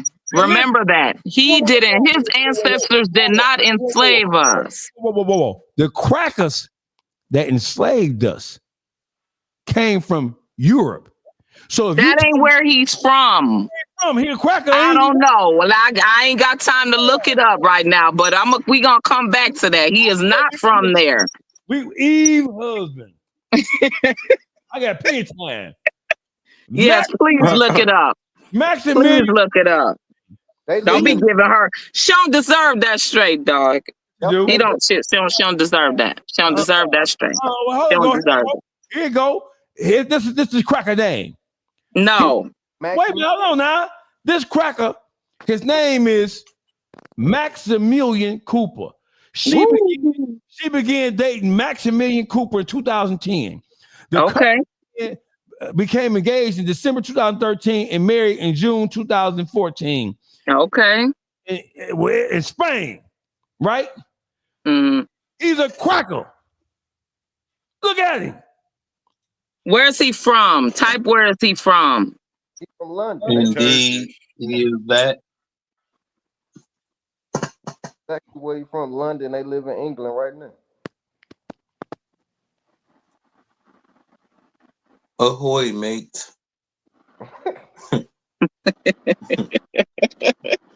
Y'all ain't gonna do evil. I'm on this damn show. He born 1972 in England. That's a cracker. That's a cracker. That's a white boy. So anytime a black woman take her black hands the same hands that Harriet Tubman used. Okay. I'm being biased with you for the first time, Dogface. Nina. Don't be giving her. She did not deserve that straight. Anytime a black woman take her pure black sun-kissed hand and wrap it around a white dick. Oh my goodness. Take that dick and shove it in her mouth. All of our ancestors, all of our forefathers who fought for our survival the world over is turning over in their grave. How dare you? How dare you? Well, guess what? They're married and they had shared child. And guess what? When they ain't here, I'm just gonna I have to defend her. She's a woman. I love her. Guess what? That lineage goes back into our community. That's all I gotta say. Let's get on to the Bricc thing. Let's get cause she ain't leaving him. He ain't leaving her. He loves his wife. So Nina, we've heard great things about that relationship. Nina, what? Because he loves black pussy. Well, hey, that big all that money going back down to the black side too. It's about money. You sell your soul and you go. No.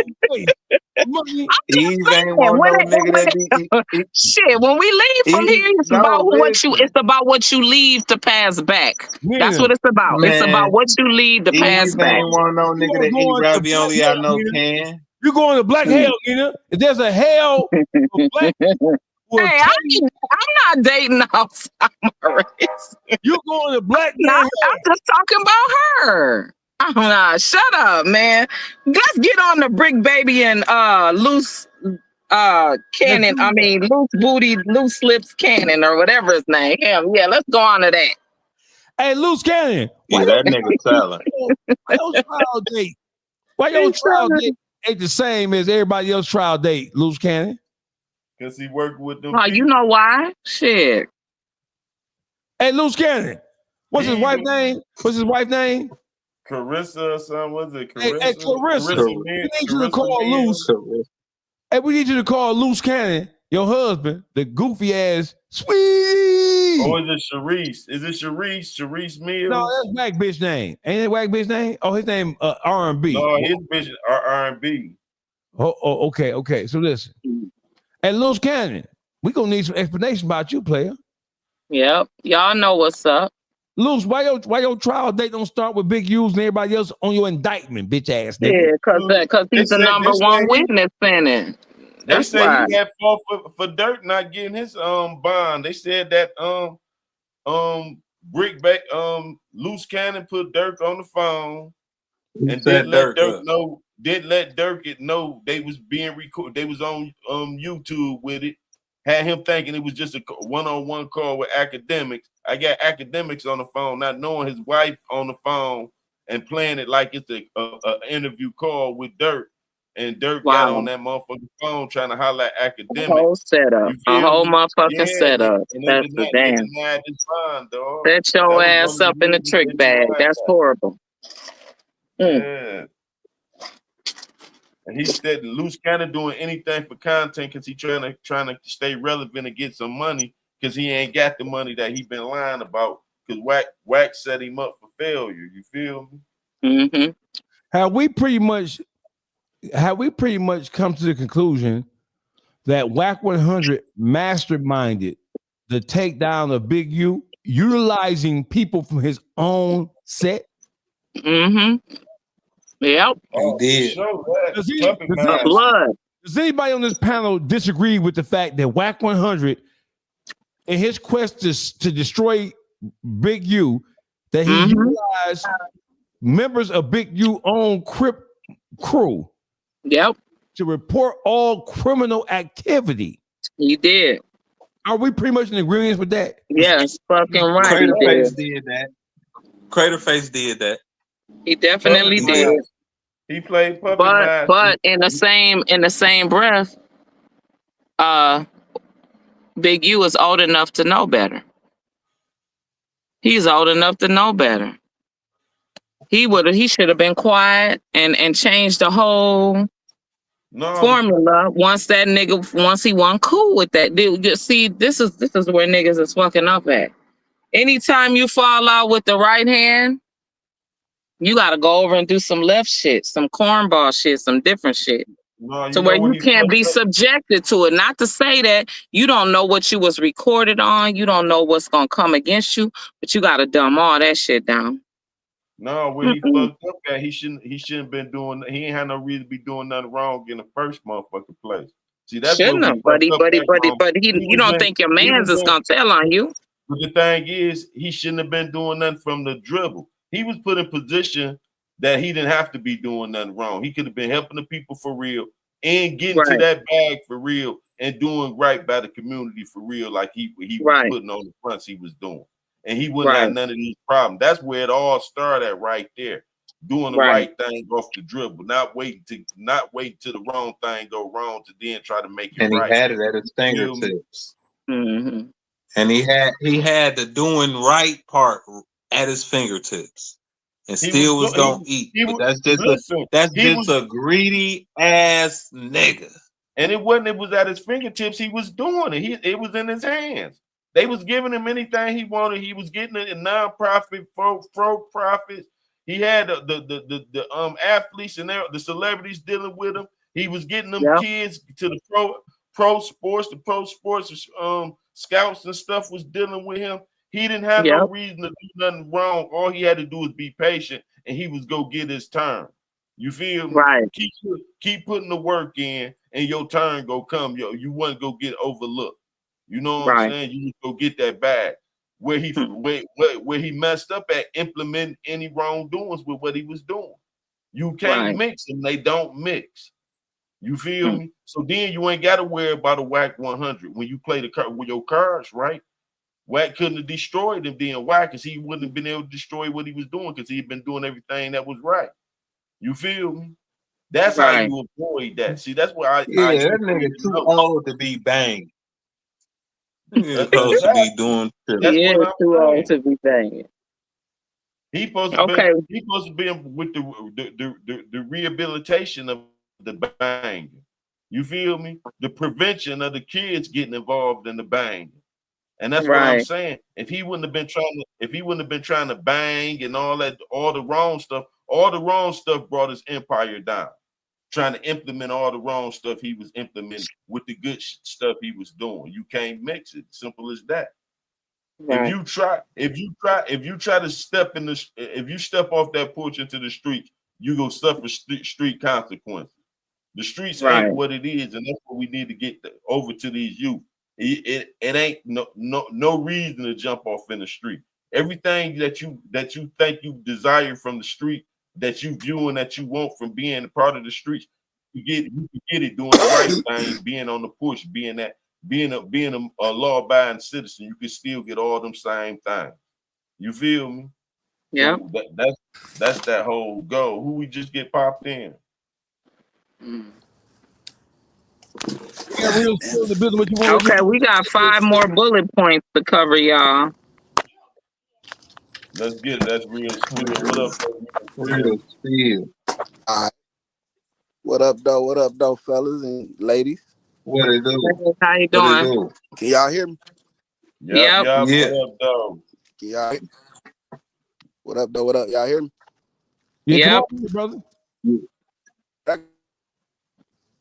No, but we elaborating on how Big U got himself in a situation with Wack 100, where Wack 100 was even able to do what he did to him. And I was just saying, I don't know what happened to you, real spill. Hey, listen. So let's switch speeds to us for a second, right? Mav Hoffa and Mav Hoffa's podcast has gone through more ups and downs than any other form of entertainment. I mean, it's like a soap opera over there with Mav Hoffa. What the fuck is going on with Mav Hoffa, and why is he having so many problems with his co-host and the producers of that show? I mean, Mav Hoffa basically had, speaking of having the world at your fingertips, Mav Hoffa had one of the top podcasts in the country. How did it implode like it did? His greed set in. He didn't want to share the wealth. You feel me? So he'd rather fall out. He'd rather fall out with guys over the money. He was playing with the numbers and stuff. You feel me? So you know what I'm saying? Greedy. He was greedy. Yeah, between that, taxes, and the rent for that building. Mismanaging. But that all sounds like a lie. Because I'm gonna say this. If you have a budget behind you and you have endorsement behind you, I don't give a fuck what's going on. You that in wherever you at, in whatever city you in, you gonna go find another spot. Right. You gonna go find another spot. Yeah. You got machine behind you. You go look at what we do and what we do, and we get it all we can or whatever we do. If you got somewhere, you got to get interviews done and you got to get shit done, and you're wanted. So what happened with the money? Just said he's greedy. He was greedy. Let's just like DJ. What is that? Beard Gang. He was greedy. He probably partied the money up, spent the money living beyond his means, Boogie. Yeah. You feel me? He probably living a lavish lifestyle. You feel me? He probably got leases and everything else, car notes out this world. And you know he probably leased and everything. You know he wasn't cashing it out. He just getting that because he knew money. You feel me? Mm-hmm. So he probably all them different leases probably added up every month. He looking, and then when his numbers started dropping, that when the numbers started decreasing, them checks started decreasing. But the bills he done accumulated don't decrease. You feel me? Just because your money funny, you accumulated a lifestyle now. You feel me? So that's why he was even playing his co-hosts out, trying to support that lifestyle he done got addicted to. You feel me? He got to seeing them different numbers. He got to seeing them different numbers, and he couldn't see himself sharing the wealth with his co-host. You feel me? Yeah. And to show you who was wrong and who was right in God's eyes, look what he going through, and look what all his co-hosts is going through. They on the rise up now. You feel me? And I don't know, but I'm gonna say I look at the co-host. I like the little chime, the bag fuel, right? I like it, right? Ain't that their thing? The two guys. I don't know their name, right? SO and Heineken. Okay, so SO and Heineken. SO and Heineken, as far as listening to them a long length of time, I mean, I'd rather listen to Math Hoffa. And you know, you boy Nina. Math Hoffa chemistry was a lot better, right? The other two guys that's got it, I mean, they got it. They got something going. I'm not saying that they whack or anything like that, but I'm just saying Math Hoffa, you know, he initiated it. He initiated it, so it was a lot better with him on it. It shows sound like that's what you're saying. It shows sound like that's what you're saying, Nina. No, I mean, I'm not even attracted to him or nothing like that. If that's what y'all getting at, not at all. I'm saying his voice. I'm saying it sound like you saying that they need Mav Hoffa. I mean, they do. They do.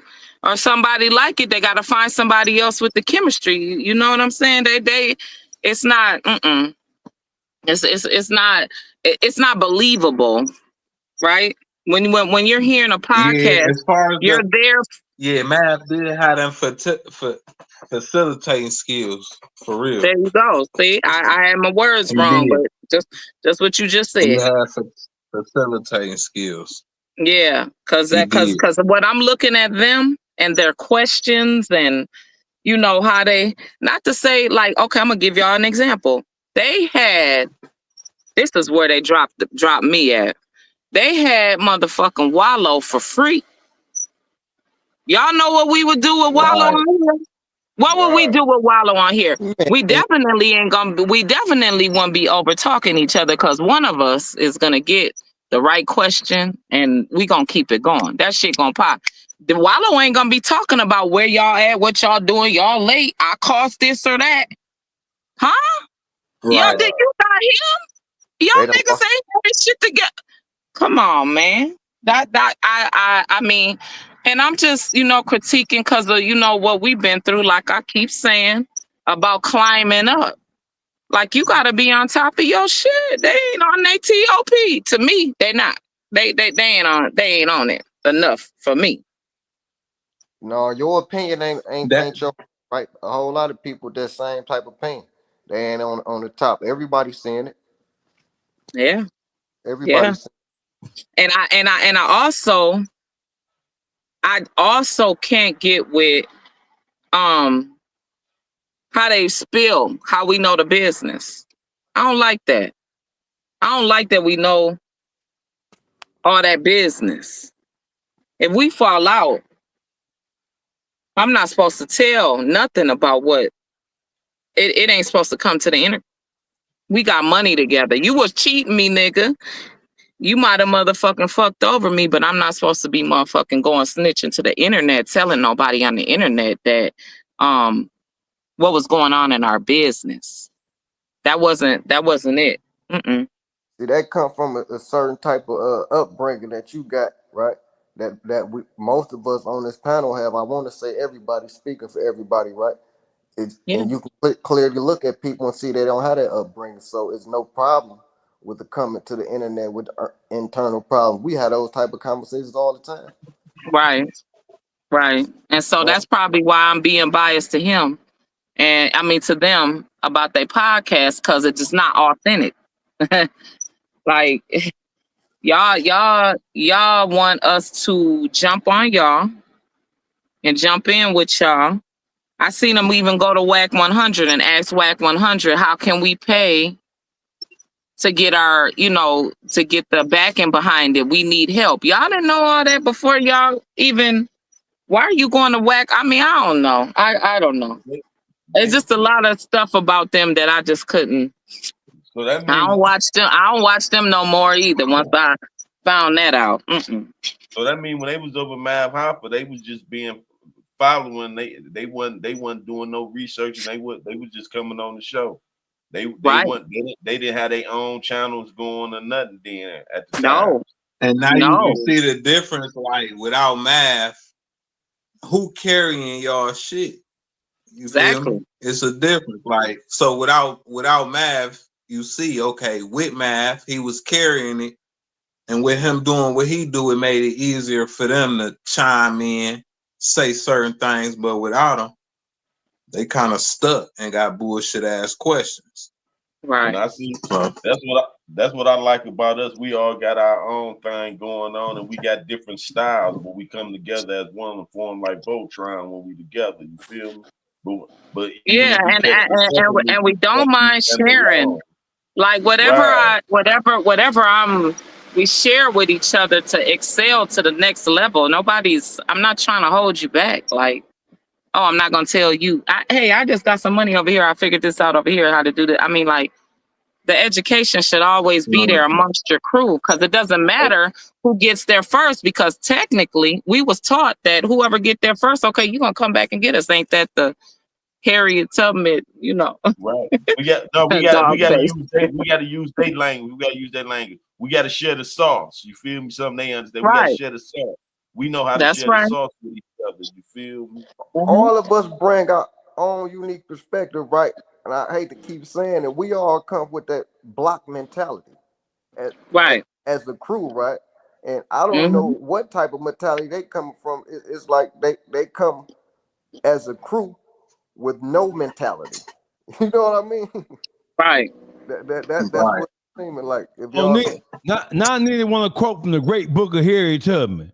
Hey. I know, that's why I'm teasing you. Did you catch that? He ain't missed that. I'm glad you caught that. I just want to go say nothing to you, Nina. And you say, hey, this string right here is dedicated all to in me. I don't care. She all in me. I see Harriet. That's right. This dedicated to you. Well, we ain't covered yet, y'all. Block, O Block versus OTF. Oh yeah, Money Duke and Youngin got killed. Was it the same night as Mother's Day? 3 days ago. Yeah, okay. It was the weekend at a club in Chicago. In Chicago. Portland. Yeah, called Portland. Now Money Duke is one of O Block's known sliders, big steppers. You feel me? Okay. And he was rapping. He was one of King Von's proteges. You feel me? And he allegedly he's been accused of putting in a lot of work to their ops. You feel me? Okay. Now, as opposed to Youngin, on the other hand, they say Youngin O Block member, but Youngin was on the other hand was the hustler out of them. He wasn't sliding and nothing. He wasn't playing with the guns. But they said somebody peeped. Oh, there go Dogface. Look what Dogface got, Boogie. And look, and that's exactly what they don't be wanting no nigga that be eating out no motherfucking ravioli can. Real dog. Real dog off the leash. Tell him, dog. I told you put a dog on the leash, man. It's a bow. But your ass gonna have heartburn trying to lay down on that shit. Now, look at you eating that shit out there, Ken. You better walk around the house a little bit before you go to sleep on that shit. You feel me? He got to stay up 3-4 hours. Now look, the thing with the O Block thing though is they said it was a masked man on the outside of this club, and they said he also came in the inside and walked around. So they said it like he scoped the spot, and they said it was 2 shooters, right? But the killer, what's making this case a high profile is they saying they thinking OTF only the family, which is supposed to be their cohorts, they partners in crime. They saying they think it came from OTF, which is Dirt's crew. You feel me? Wow. You know, Wow. Old Block was Vine crew, and OTF that's supposed to be Dirt's crew, only the family. Is You they feel saying me? that because the baby, that D thing, him and D thing share the same baby? That's why they saying it? Share the same baby mama? Yeah, Mana do. No, they were Mana saying do. they Yeah. said somebody else got killed on one of them OTF members got killed. I want to say Kenny or somebody, I think something. Don't quote me on that, but somebody on OTF side just got killed not too long ago. See what they got. A thing they got in Chicago is this. You know how we see somebody die, right? What the ops do is start posting pictures of they own dead homies. So it be like, yeah, nigga, you got killed for killing our dead homie. You feel me? So that's why they saying when Money Duke and them got killed, they saying OTF got to posting somebody. I want to say that the guy name was Kenny. I'll keep on to say that's the name. Somebody correct me if I'm wrong in the dog pound. But yeah, whoever it was on OTF side that just got killed, they was blaming Money Duke and them for doing it. So that's why they saying that. You know what I'm saying? Right. And so that's the thing. All this dirt thing going on. You feel me? One thing about that though, This what they live by. exactly. You know, you play this game. This what come with it. You play the game like this. Right. You step and you live by the gun. You die by the gun. You never know the day, the night, the time. Shit. And it ain't. So niggas work hard to get killed the way they get killed. That's why. Right. That they work Ain't hard. that sad? That's so sad. Like for What you was saying, Gossip? Go ahead, Gossip. No, y'all summed it up. That's what I was gonna say. Guys know what type of way they living out there. So it's on them to be aware of their own surroundings. They know what the hell is they doing. You know what I mean? You can't just okay, I'm doing this and I'm finna go party at the club and take me a couple of shots. You gotta be aware of your own surroundings for real. So it's one of them things. And it ain't no rules to this. That's what people keep failing to realize. Because y'all think it's some rules. Guys apply the rules to fit themselves to win. So just because you want it's somebody that will. You feel me? So you can't think because you do this is only 1, 2, or 3 things that an individual could do back. No, a person can get back how they see fit. You can't say it once you initiate it, once you jump off the porch into this shit. It ain't no motherfucking rules, nigga. So you got to be willing to accept the consequences that's come with it, and you can't sit there and go bold and try to apply, well, motherfucker did it to me. No, nigga, you got to stand up on that. You feel me? Because motherfucker might tell on you, motherfucker might try to kill you, motherfucker might try to set you up. It's a whole lot of shit come with jumping off that motherfucking porch. See, them the things that we need to let motherfuckers, the YNs know. You know what I'm saying? Yeah, okay, you want to get in the street, we played that shit, yeah, but know what all come with it. It ain't no rules to this shit that because you did this, a motherfucker gotta do this, a motherfucker ain't gotta do shit. You feel me? Motherfucker play you how they feel they want to play you because you think you playing it by the rules and by being a stand-up nigga. That don't mean you go get stand-up rewards. It ain't no rewards to this street shit. Never. Yeah, all right, your ass to jail or prison. That's the reward. Prison or death. We can sit up here and say that all day long, right? Before we had our epiphany and the change of heart or whatever the case may be, that's what tip we is on. These guys ain't had to change the heart, ain't had no epiphany, ain't had no reason to look a different way. So this the way they gonna keep on living until they goddamn dome get checked, and that's what's happening these days. Right. But see, but that's why we still coming from some real motherfuckers. We still supposed to apply the pressure and let them know the real and what the outcome go be. You feel me? Because some of them ain't got to bump their motherfucking head. That those that take an ear to listen, coming from a real motherfucker. When you know these motherfuckers looking up to the wrong shit you did. You feel me? So you're supposed to let them know to correct them. We can't let them run astray and think, well, they ain't listening. Yeah, a whole lot of them ain't listening. You absolutely right, gossip. But it's some that will listen. So those are the ones we got to be concerned with. You feel me? Because see, I had no motherfucker, the OGs trying to tell me, don't do it. The OGs was telling me, do it. Here, take this kilo, nigga. You feel me? And you keep 3,000 and bring me back 7,000. You know what I'm saying? So that's the type of shit we was being taught. You feel me? They was teaching us how to go get it. It wasn't a bunch of old motherfuckers telling us don't do it and guiding us in a different way and showing us a different way to make a successful living that we can take care of our families and shit. You feel me? It's a whole lot of ways that they can do it. You feel me? We just gotta be the ones to apply it still, and we still gotta keep the G though. You hear me? Every chance I get, I just share my life experience. I don't be on the tip, but this what you need to be doing, and this what you shouldn't be doing, because it's clear as day, right? I think my life experience is the best teacher instead of me telling them person this what you need to be doing or this what you shouldn't be doing.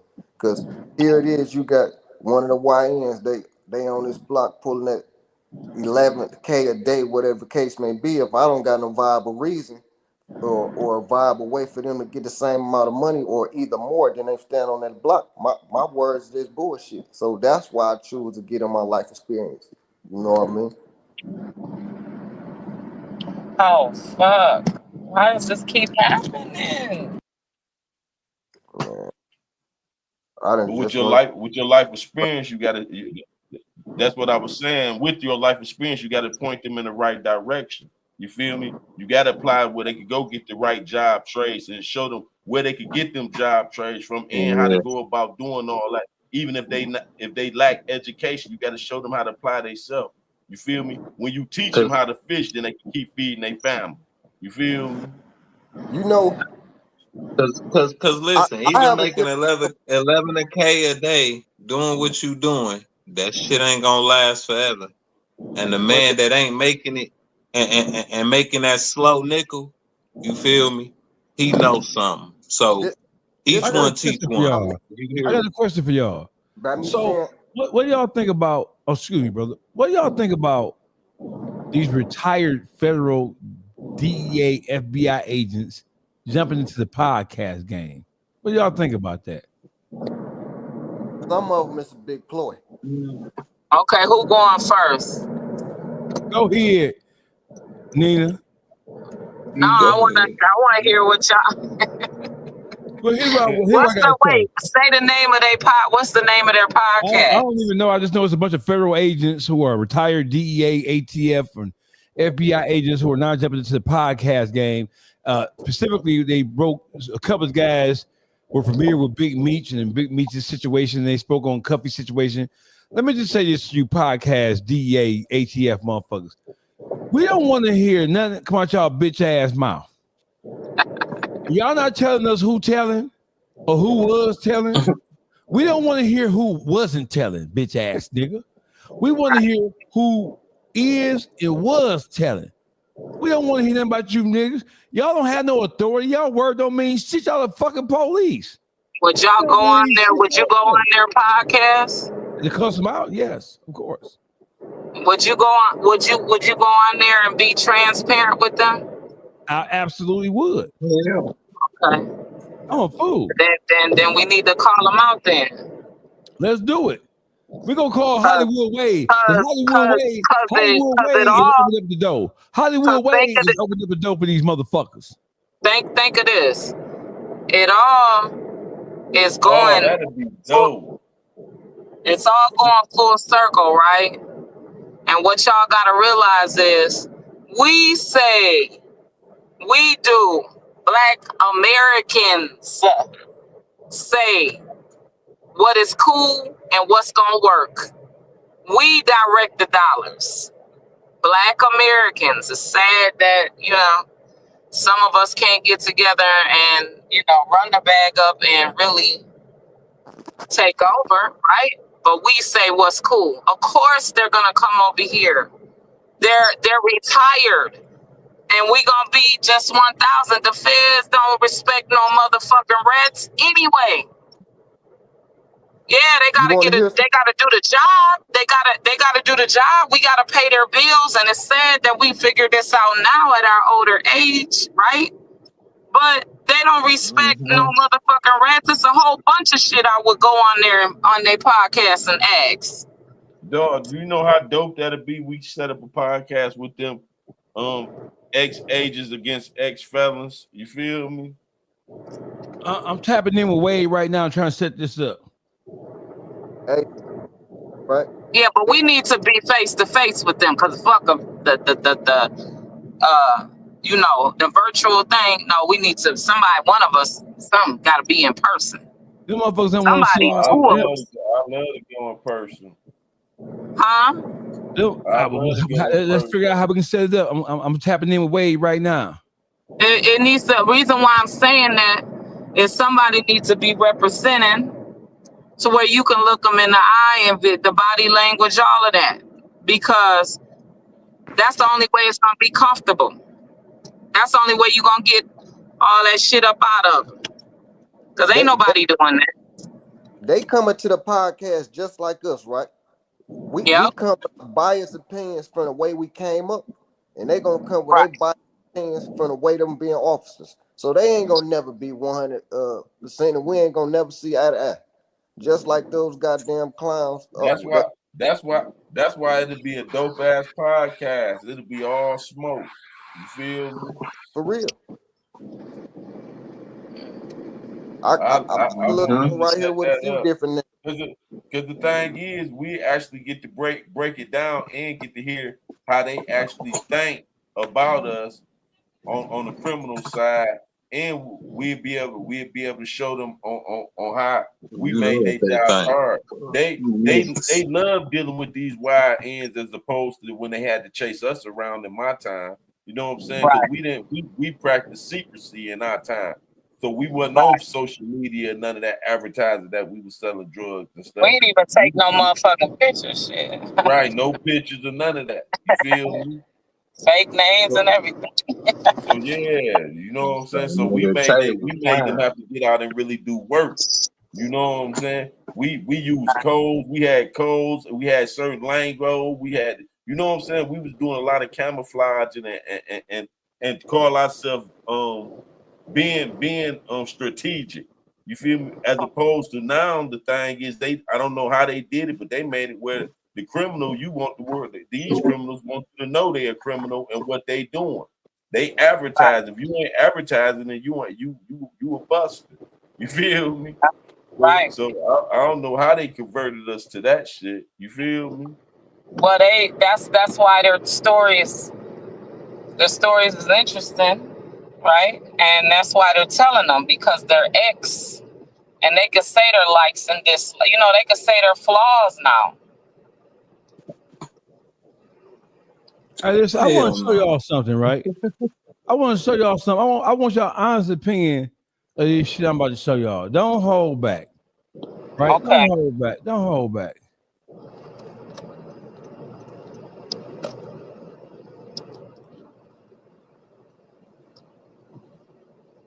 That's a fight. I never got up yet. I never got up. Fight. You came over here. I was right here trying to grab my fruit snacks. Why was you over here? See, because I tried to grab my fucking fruit snacks. Okay. Ask me another question. Ask me another dumbass question. What you gonna do? Ask me another dumbass question, ho.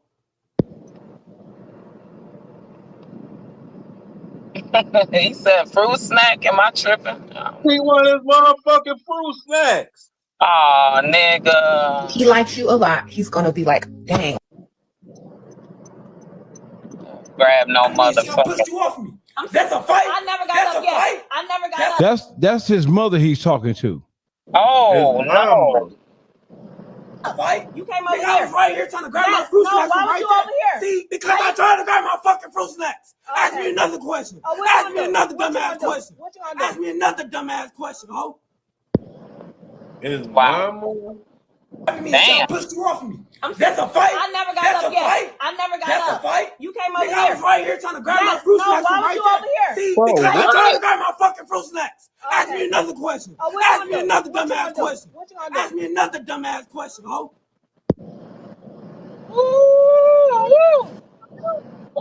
No way. I don't have no sons. I got all daughters. But yeah, somebody will be beating that nigga ass. You ain't gonna be talking to me like that. For real. What y'all? That's Detroit. What do y'all think about that? Couldn't have been my mama. That's where? That's in Detroit? Yes.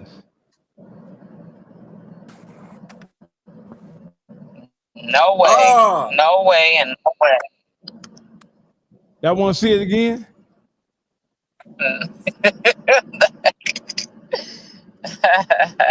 No, Wow. His mama like that. That motherfucker sucker for real.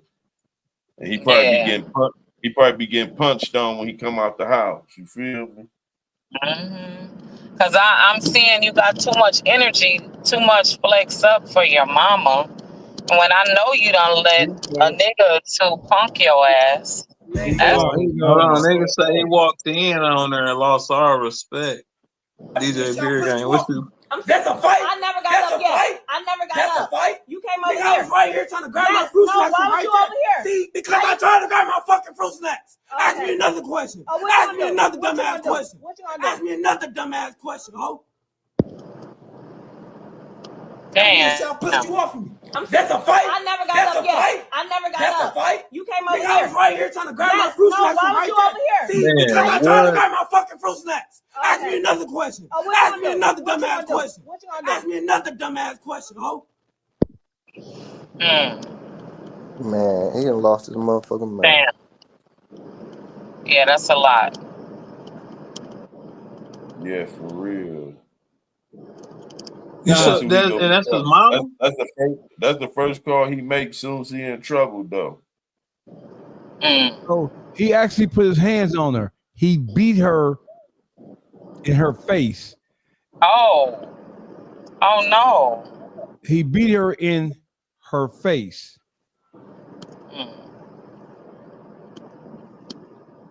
Yeah, I could see a bunch of niggas beating him in jail. I could see that. She supposed to have some cousins or something. You feel me? Yeah. I don't even know what to say about that clown. Yeah, he go die horrible. DJ Beer Gang saying he walked in on his mama fucking. What? That what you was saying, Beer Gang? What he was saying?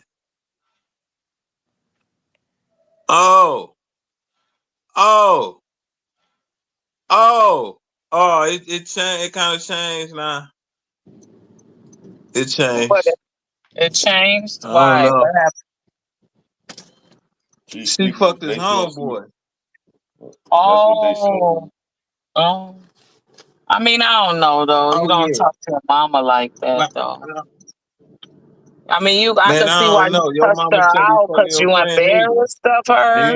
You embarrassed of what she did, but you don't talk to your mom like that. Ain't no justification you don't. Your mama up. You ain't no justification. No, not beating her up. I ain't know he beat her. I ain't really know he beat her up. That you don't do that. But you ain't understanding how far that shit can even go in the streets. You know what I'm saying? Right. As far as your mama fucking a nigga your age, you outside and man, nigga, what? That shit, it leaks over to other shit. Right. It ain't just your mama fucking your friend. All day long. Yeah, that's tacky. So that shit is deep. Why is your mama? That ain't no mama. Why is your nasty no mama? Look, I'm calling her nasty as why is she even attracted to my son's friends? Yeah. Like, girl, bye. Like people say, people say you shouldn't do whatever, but that ain't no mama. That ain't no mother. That's not no mama. That's no, pedophile. Not at all. If it was any other way, it'd be pedophile. It sure would be. That's no nasty. mama, man. You don't do that. You don't mess with your child. That's not no mama. That's not no mother. That's no. Nah. Man, my kids got homeboys and they be talking about your mama fine, she thick and they be snapping. I be like, you ain't gotta worry about it, baby. I don't want none of them damn kids. Girl, Right. I don't give a Your fuck. son been hanging out with this nigga for years. Next thing you know, he come in the kitchen, the dog in there cooking and shit, telling this nigga take That out the garbage, trying to that be is funny and shit. horrible. And then That's next thing you horrible. know, you pull out your pistol and put that bitch in his mouth. See what I'm saying? Like, oh, Yeah, now it's a game. Now you think you right. my daddy. Now you see what I'm saying? She give leverage like that. Yeah. See, they And you they still got gotta the go roles outside reversed. to the world, and it's a nigga your age busting your mama down, and you might be towering over the nigga. It might be a little nigga, and he busting your mama down, and you know you could stump him out every single time. But That's a you gotta go different type outside and of. face the world. That's a different for a man. For like, man, what? Oh no! Oh. Yeah, that's a different type of women right now. Cause I would never. They minds all fucked up now, for real. Yeah. And these young niggas, they gonna play that card like, nigga, I'm your daddy. Ask your Right. mama. Right. Right. Hey, Y'all know, but y'all know that's what they was mad at King Von mom about that messing with his friends or some shit. They were saying. Oh, straight up, I ain't know that. Yeah. They was I mad at her. got difficulties going on over here, man. And that's the See? whole thing. We don't have the big mamas no more. You know, Right. mothers being real mothers and raising the household and showing how to do the right thing as a lady. Be a lady. You feel me? As Yeah. well as we don't have the real uncles coming through no more, showing how to be a real No, uncle, don't. be a father to the household and stuff. You feel me? We got to start practicing that. I mean, everybody. You feel me? Yeah, that's real. We don't Gotta have it. lead by example. You feel me? Stop thinking being a hooligan is cool. Being a vixen ain't cool. You feel me? Being labeled a whore or a skank that ain't being cool. Right. That shit's Or so ratchet. weak. What they call it now? Ratchet. Ratchet ain't what's up. You feel Mm-mm. me? Peep See, this, they Juice. want. Peep this. Peep Go this. ahead. I never got up yet. I never got up. Fight. You came over Nigga, here. I was right here trying to grab my Yes, fruit no, snacks. why was right you there. over here? See, because I tried to grab my fucking fruit snacks. Ask me Okay. another question. Oh, what you Ask gonna me do? another What you dumbass gonna do? question. What you gonna do? Ask me another dumbass question, ho. What you off? Oh What? shit. Damn. Oh hell Oh, no! mama. Damn. He shouldn't have did that to his mom though. God Uncles damn. is dang it. Ooh, shit. He That's ain't look at horrible. her like mama no more. That nigga was like, she ain't my mama. How could he do his mother like that, dog? I could never though. Come No on, matter So man. when, what so when she he started did, messing with the homeboy, he cause, looked like a friend. cause she slept Hey, with your look. homeboy, you go beat her like that? Cause she slept with your homeboy. You feel? Make Ain't no that make sense. justification, but that's most likely what happened. Not Mm. justifying what she did, but your reaction to that is to beat your mom, dog. Yeah, I couldn't do that. He fucked up in the head. Gonna beat no From what mama. I see anyway, he already had screws loose. Right. Asking for fruit snacks. Yeah, that shit wasn't regular. Like I could tell that nigga he one of them that's off the I mean, hinge and can't I'm, control I'm himself. looking at her pictures and all that. She wasn't being a mother figure doing all that all on social media and all like that. You feel me? Mm-hmm. You feel me? So Yeah, he ain't look at her like no fucking mama. That's another Yeah. thing. He like, man, this my mama, but she a hoe. That's what it was. that's why Yeah, you see that's the first exactly thing what he he just said. said. He just said that. He Yeah. damn so called it. But then it still ain't no justification to beat her up, though. That's what all I'm saying. I understand. I understand how he coping with it and That's to the core. what brought his anger That out. get But that still ain't how you deal with your frustrations. You feel me? Hey, look, and we gotta understand though. Well, we don't gotta understand because that ain't no shit I'd have did. But this ain't no grown man. That nigga emotions ain't intact. To deal with something like that, a nigga probably never even thought it. Man. And then to come in and see your mama getting drilled by your mans. Yeah, that's so the thing is, a lot of shit was going through his mind. Like, how was y'all even But this the thinking thing. of doing something like that? Why you ain't take it? Why you ain't take it up with your mans? How you take it up with your mother? That's Exactly. what I'm saying. Exactly. Because that look on her face should have been on your homeboy, not on your mama. Maybe you might have pushed your mom or something. That's not even acceptable. But Hey, listen. He probably did that to his mama and going to kill old boy. We don't even know. It ain't nothing in the world my mama could do to me that'll make me do that to her. Ain't nothing. Right. You feel me? Right.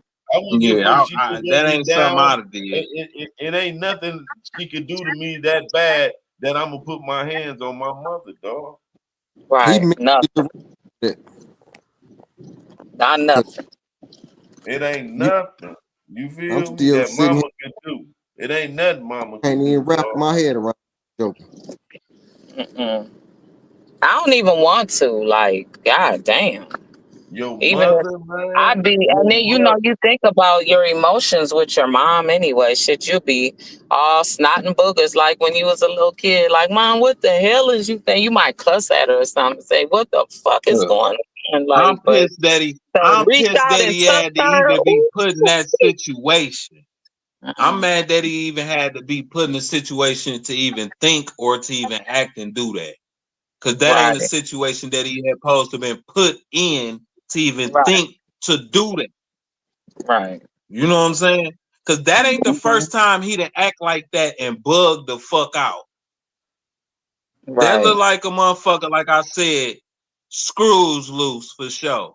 But he shouldn't even been put in that situation.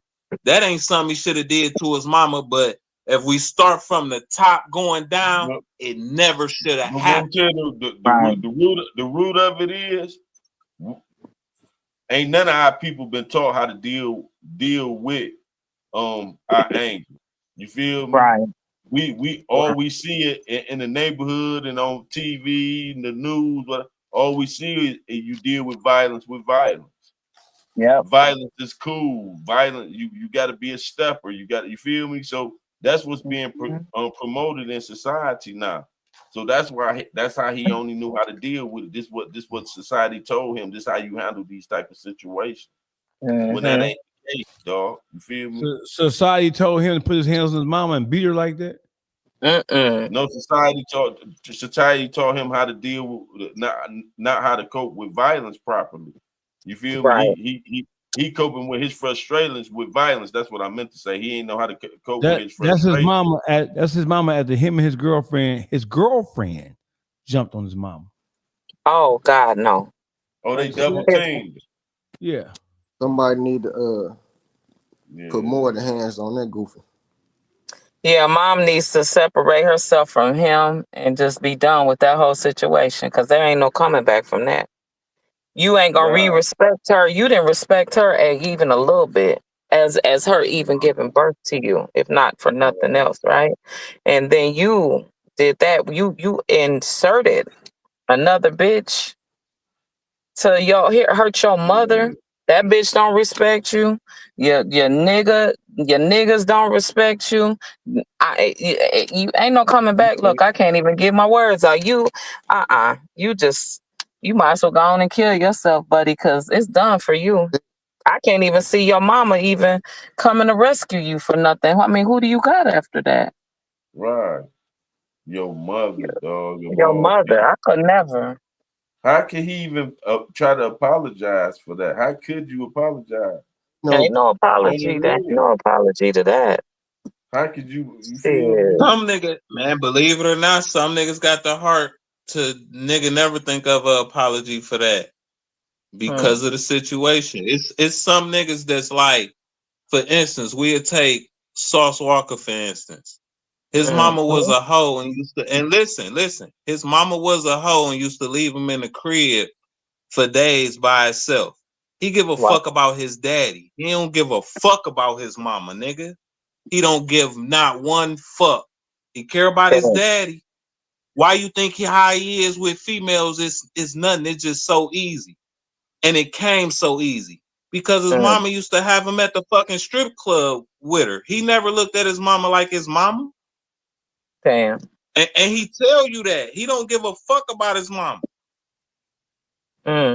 But he got hoes, and guess how he treat them? Exactly the same way how he was treating his mama. Like nothing. He grew up being treated like nothing. She wasn't never a mama. So to look at him like a mama, how could they look at him like that? And they was probably never treated like a son, really. They was there maybe as spurts, not really in his situation, but I'm just explaining, like, it's people that dark just because they brought them in this world. People do certain shit and inform them to who they are towards you. Man. Right. I understand all that though, Boogie, right? At some point you gotta grow up though, bro. Like this is my mama. I don't give a fuck what's going on. It's just, you know what I mean? I understand that some point it gotta come, man. Or that's And honestly, it's gonna take I know exactly what you're saying. It's gonna take for the mother to go grab her son and express her if she's changed, if she's matured, for him to heal, because it would take a little time, but it'd take less time if she went to him and said, look, son, I apologize. I only had you around what I knew. I'm sorry for what I done. I mean, I gotta prove that I'm sorry though, right? I don't know what I never done that, I don't know, but I'm just saying I've seen similar situations, and it just take for the mother to accept that she was fucked up and she fucked her kid up. And I've seen men grow and change, because it's still gonna take some soft and kindness, because like you're saying, he's hard and dark right now. It's gonna take for a woman to heal him. And it's going to have to be his mama. She's going to have to take accountability in some kind of way. At some point, I would hope she would.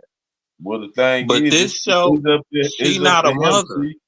The thing is up to him. His actions can't be dictated by somebody else's actions. See, he got to get self-control. You know what I'm saying? Right. See, that's the whole thing. He got to come to realizations with. Just because her actions is bold don't mean your actions supposed to be bold. You can't justify that. You feel me? So he got to get himself in order. Only person he can control is himself. He can't control his mama or nobody else. So when he come to realize that and accept her for being hurt and realize she have to deal with her demons the way she have to, then he'll start understanding life a little different. You feel me? I just can't relate.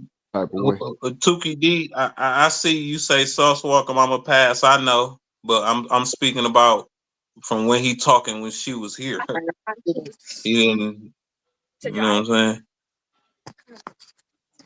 Y'all got me his ready. mom, so wait a minute. Y'all telling me, because this is new to me, y'all telling me that his mother passed already? No, we talking about Sauce. No, Sauce Walker Mama. Yeah, Sauce Walker, not her. Okay. All right. So wait, who was that? I thought that's who we was talking about, Sauce Walker, right? His mom was in the. No, I had just brought up a story. Like some people just dark like that. Like they come up a certain way. Like his mama was a fucking stripper. He never had no mama, so he didn't look at her like a mama. He know it's his mama, but shit, he loved his daddy, and he'll tell you like, shit, that was my mama, but I ain't love my mama. She wasn't never a mama to the nigga for him to love. If you ask him, all she did was have him and leave him in the crib with other people and without food and shit like that, and be gone for days, whatever the case is. But he ain't look at his mama like no mama. You know what I'm saying? But he speak highly of his daddy.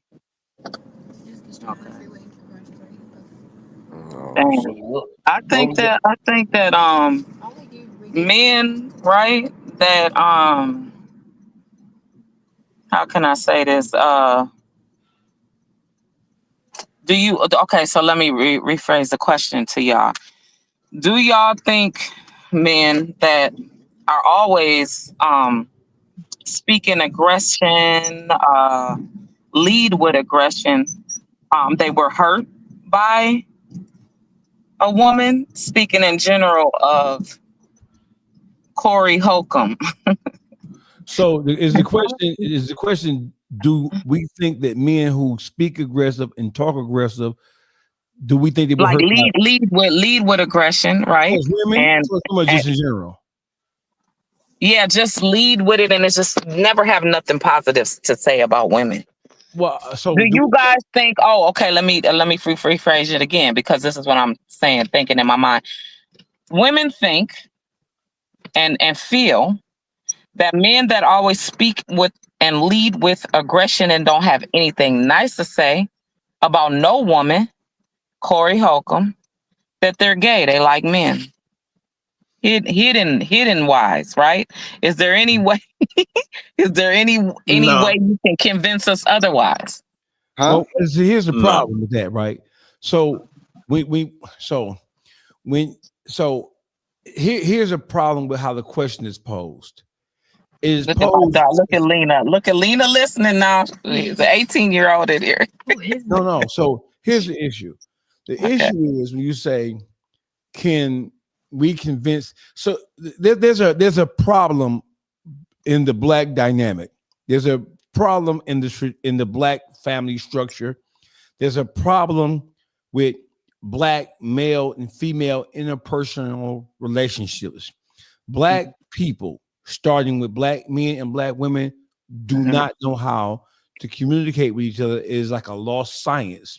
There are a lot of things that exist between us as a unit that haven't been acknowledged, nor has it been addressed. So we are so far removed from what we used to be 30, 40, 50 years ago that when we look at each other, black men and women, we look at each other with hatred and disdain in our eyes, in our hearts. We like each other sexually. We're drawn together in the most primitive fashion, in the most primitive manner, but really comes to kind of like liking. But we can't deal with each other. We fucked up that way. There are a lot of problems that exist between black men and black women, right?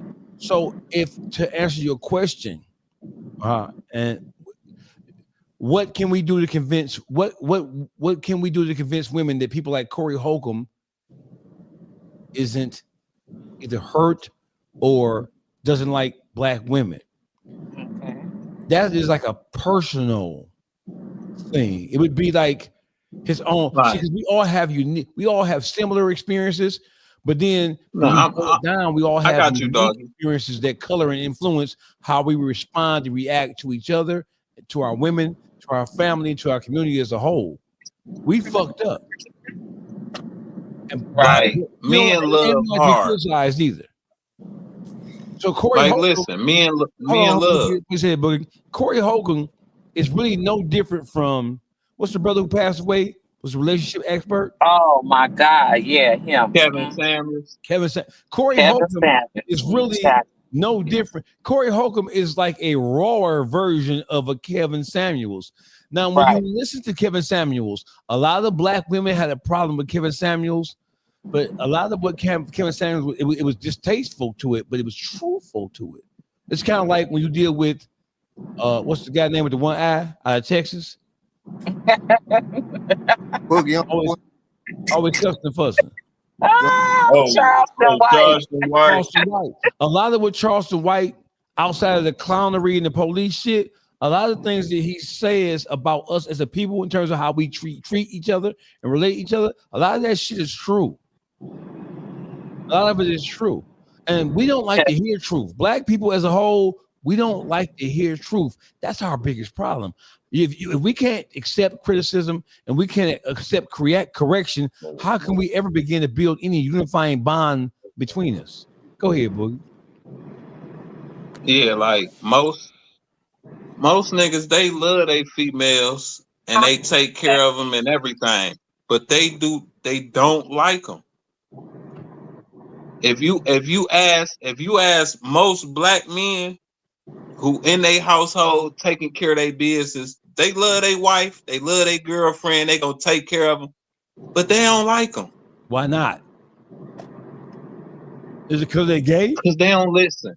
No, and they ain't gay. They just don't like them. No, they love their females. They just don't like them. Most black men do not like their females, and it's not because they gay. Explain that. It has nothing to do with them being gay. They love them. They explain that one to me, boo. Okay, make me please make me understand. Most black women in our culture. No, I'm saying the problems that they give niggas. No, listen to me. Explain to me what you mean by loving their women and wives, but don't like them. Thank you. You could love somebody and don't like them. I understand. I want you to explain it to me so I can get a grip on what you're saying. Yes, please. It's like, you know how a nigga pull up to the house and he's sitting in the car before he come in from work. Yeah. He don't want to come in and hear his wife mouth. He know he got to hear her mouth. He know when he get up early in the morning, if she getting the kids up, she always yelling and fussing. She can't even get the kids out without waking this nigga up. You think he like that shit? No, he don't like that. He love her. He deal with her just like she deal with him. I don't think that mean that the brothers don't like the girls. I don't like this bullshit that she doing, so I ain't about to go put up with it. Don't mean that they don't like her. He love her. The love outweigh it, but most niggas don't be, they don't like them. I don't understand it. I ain't about to try it. Okay. So I'm gonna say, what are you expecting? Let me take a stab at that. Let me follow up. First of all, two things that appear to be opposite can be true. Two things that appear to be non-congruent can be true. Two things that appear to be be opposites can be true. When you ask the question, Corey Holcomb is a product of the society that we live in.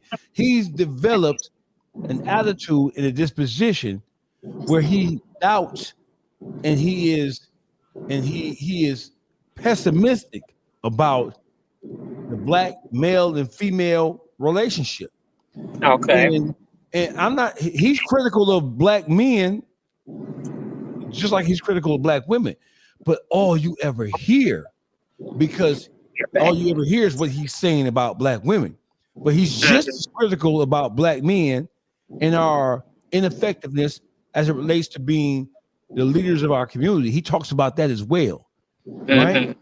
But what he says about women, is shines through clearer and brighter because it appears as if he's super critical about women. Hey, listen, black women and black men don't get along. They don't get along. They don't even know how to get along. We're simply coexisting with each other because the biochemical nature of us pulls us towards one another, but we don't know how to get along with each other. Let me give you an example. We argue all day, but we fuck at night. Well, you said earlier about when you mentioned about how Treasure Wilson put Cam and Mase in an uncomfortable position that could have led to a greater conflict. And you said it was reminiscent to what we see happening in the black community when black women find themselves in a situation with a man who everybody told her ain't no motherfucking good for her. But her, with her big girl drawers on, still draws towards this abusive motherfucker. And then when this nigga kicks sparks out of her ass, the first thing she does is call on her male family members. One of the reasons why black men are allowing their women to get their ass whooped by a man. One reason why brothers, uncles, daddies, cousins, the male members of the family are allowing Lala Quisha to get her ass whooped by Lil Tyrone. It's because black men have Why learned. you pick that name? Shut up, dog. Black men through trial and error. Juice. Black men, gossip, boogie. Black men in the ghetto, from Minnesota to Detroit to Arkansas to LA to Miami. Black men, we've been taught a lesson with our lives. Do you know how many black men have come to the rescue of women in their family when they have been previously warned about fucking with that type of nigga, but they still chose to fuck with him anyway? Do you know how many black women have called on aid and assistance from the black men in their family, and then when the black men in their family go to rescue them, they turn against the nigga? That's a common. It's a common. Watch this. It's a common thing in the black community that when you go and whoop this nigga ass, that she either gonna go back with this nigga. So now you and this nigga get animosity because you put your hands on her. Or she mad at you. And she mad at you, or depending on how drastic it is, you in jail for killing this nigga, and she gonna testify against you. And she gonna tell. That is a common thing that happens in the black community now. So that makes black men, because you don't want to listen. You don't want to listen. So there's a lot of things. I'm not blaming women, because that shit is a product of black women being undereducated and being undertrained and under nurtured and not be and being underdeveloped in a way that they would understand. Not just like Treasure Wilson. Don't put your man in a situation where he's going to have to go out and defend something that isn't even your business, right? So even more cut and dry than that is, we do be in relationships with women that we don't like. Love outweighs liking. There are a lot of things that we don't like, and that's black men and women. There are a lot of things that we don't like about our mates that we settle for the purpose of settling, and then we start to add this shit up. Well, he's not that bad, or she's not that bad. And then when you draw the comparison between what's out there for you, the grass isn't always greener on the other side. So if I have somebody, even though that person may be flawed, that's my fault. Don't like them though, by you liking the things that they. No, hey, listen, my brother. When a motherfucker do shit and work against you, right? Let me tell you something. Keep on living if you think that every motherfucker you love, you like. It's motherfuckers in your family. Like. You got. Hey, listen, bro. You got kids, and you would kill for them. Hey, wait a minute. Hold on. And you be like, I don't like them. Hold on. Hey, this shit's simple, bro. There are niggas got kids. Yeah, but they don't like. Kid don't listen. Kid don't listen. Don't follow your advice. Always bumping their head. Come back and ask you for the help. When you told them don't do it to begin with. Have fucked up dispositions. You raised them one way, they live life another way, right? There are relationships in family structures where you love the person, you don't want to see anything happen to them, but you don't like them. Let me give you a better example than that. There are people in your family, in families, who have told on people, ratted on people. We don't like them and we ain't fucking with them, but we don't want nobody to kill them. Right. No, I understand all this shit y'all saying, right? The whole dynamic did change now. Yes, it has. It been changed. Not now. No, it's not. It's the same dynamic, bro. There are people. There are people. Same thing I said. There are people who you love. It's not. No way, no type of way. It's the same. It is. Let me tell you. Like my brother, I gotta love this guy. We talking about black men dealing with women, man. This whole listen. Listen. It's the same. It's the same. You have people who you love, but you don't like. It's the same thing with black men and black women. Listen, you can be in relationships. Bro, I know plenty of motherfuckers who are in relationships. They bonded together by finance. They bonded together by kids. That's why niggas go out and stick another bitch, get a side hoe. You want to hear something? I'm pushing 50 years old. I ain't never experienced that shit a day in my life. Well, keep on living. Keep on living. Because the reason why side hoes exist, the reason why side bitches exist, because I can't stand that bitch I'm at home with, but I ain't leaving her. I ain't leaving her. And the reason why sad niggas exist, because that nigga Leroy paying them goddamn bills. I guess I got more living to do because I ain't never experienced that shit today. Yeah, I mean, hopefully you never have to experience it, bro. But the reason why sad bitches exist is because a sad bitch just treat a nigga better and appreciate nigga more in some cases than the bitch we at home with. So they looking for that comfort somewhere else. So why? But so you're saying that you stay with the main one for money, right? That's not what I said. No, you love her. I said, you love her, but you don't like her sometimes. No, I know what you're doing, Boogie. Hey, Boogie, watch this. Take your bread. Take that women, bag. because it's cheaper to keep her. You heard that. So yeah, I'm saying that too. But I'm also saying this right here. I'm also saying that you can love somebody, but not like them. You have children. If you have children, you can love them to death, but you not like their ways. Not liking them don't mean you hate them. Right. Not liking them means you don't like the person who they are. You don't like the shit they display. You don't like the person who they become. If you have that is the most common, the most simple way to put it. When you can raise your kids to be one way, they try to be totally opposite than the way you raise them. I understand the wholeheartedly. I got 7 of them, so I understand. So you telling me you don't love them? You like all of their actions?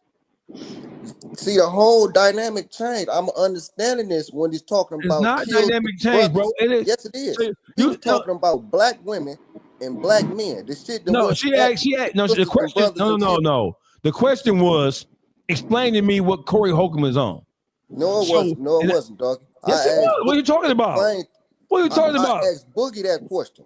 No, but that would Boogie was responding to her question when she said, "Can you explain Corey Holcomb?" I asked him a direct. I was explaining Corey. Yeah, but he was explaining Corey Holcomb's situation, and I elaborated. The whole thing is, you could be in a relationship with somebody and love them, but not like their ways. I'm gonna just stay mute on this. I didn't say you don't have to stay mute. You can be. Listen, that's like saying you just said you love your brother, but you don't like him. I don't like a person's ways. Don't mean I don't like them. I can hate the shit that they do, but that don't mean I don't like them. Oh no. Hey, listen. So I'm gonna tell you this, right? If me and you are in a relationship of any kind, and you are constantly doing shit that goes against my principles, my morals, the way I live, the way I carry myself, what I do and what I stand for, I'm not gonna like your ass. We ain't got nothing in common. I ain't fucking with you. That don't mean I want to see no harm befall you. And we gonna get back cool. And we could get back cool. You taking it as I don't like you. I'm done with you type of shit. No, I'm taking it exactly what you said. That's why I asked you the question twice. Y'all just take the other way. You difficult. You difficult as hell, my G. So this question is about black men, black women. I'm telling you that it is true. It is possible to be in a relationship with somebody and love them and have love for them. You will protect them with your life. You will give them shit. You will take care of them, but not like them. The closest of proximity, the relationship, the history. I have love for you. I fuck with you. You there for me. I'm there for you. But I don't like what you do. I don't like how you talk to me. I don't like how you treat me. I don't like how you treat yourself. I don't like how you don't have respect for yourself. I don't like bing, bing, bing, bing, bing. So therefore, I love you. I embrace you as a loved one. I don't like how you get out. So therefore, I'm going to remove myself from you. Or I'm going to find something else to do. Like I just said, pushing 50 years old, I ain't never experienced, because if I don't like a motherfucker, I'm not about to be in love with him, staying in a relationship with him, period. Just because I love you and I don't like you, but we gonna be together, that shit don't work out. Hey, bro, let me tell you shit. The majority of relationships in the black community right now, there is a strain in terms of how black men and that's the whole problem with black men and black women right now. We don't know how to communicate with each other, and we don't know how to properly love each other. We don't know how to talk to each other. We don't know how to communicate our pain, frustration, and fears to each other. And that lack of communication, it will lead to us exploding on each other, and that leads to domestic violence and domestic issues and us falling all the way out with each other. I understand all that. It's just me and the life I live. I'm not gonna be loving a person and staying with them, and I So don't look, want at the You ain't moment, got to. at the moment you arguing with your significant other, right? Do you like her? I don't like the shit she do. That do not mean I do No, no, not no, like. no, no. You no. No, Do you like her when y'all arguing? When y'all arguing, do you like her? hell yeah, I like her. I don't like the shit she doing. I'm gonna tell you something about arguing with a woman, right? See, listen, men and women, black men and women, we cutthroat each other in arguments. Black women will especially get in your ass and say the shit that they know will will hurt your soul. They will say Gossip being disingenuous right now. That's all. Hey, listen. Gossip being Let me just say this, disingenuous. let me say this right here. I ain't trying to convince you nothing, but let me just offer this. Listen, when black men argue with black women and it's a heated exchange, the only thing that stops a motherfucker from going overboard is the love I have for you. I really want to cut you though. Not cut you physically, but I really want to say that your mama's a hoe. That's why you think like that. Your mama, because I don't like you right now. Oh my God, dog face. You're a dumbass bitch. Your mama's a dumbass bitch. That's why your daddy wasn't around. Because I don't like you right now. Your mama was raised by a dumbass bitch. It's your grandmama. And your grandmama, Okay, but wait, let me stop you. But why do y'all as men go for the parents or the friends or sometimes even the kids? Why do y'all do that? Hold on. Wait.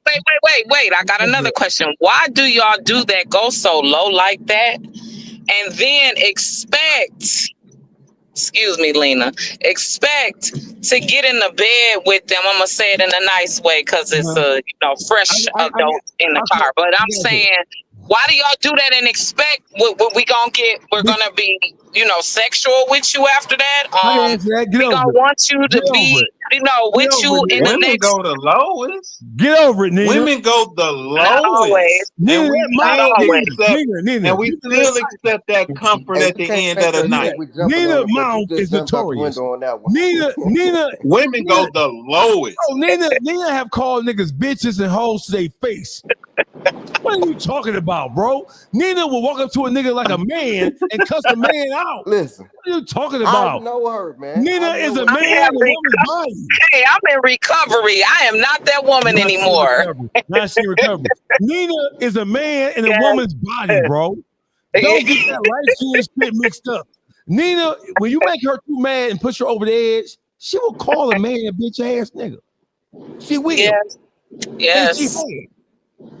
And she let a nigga make her mad. So that's like asking me.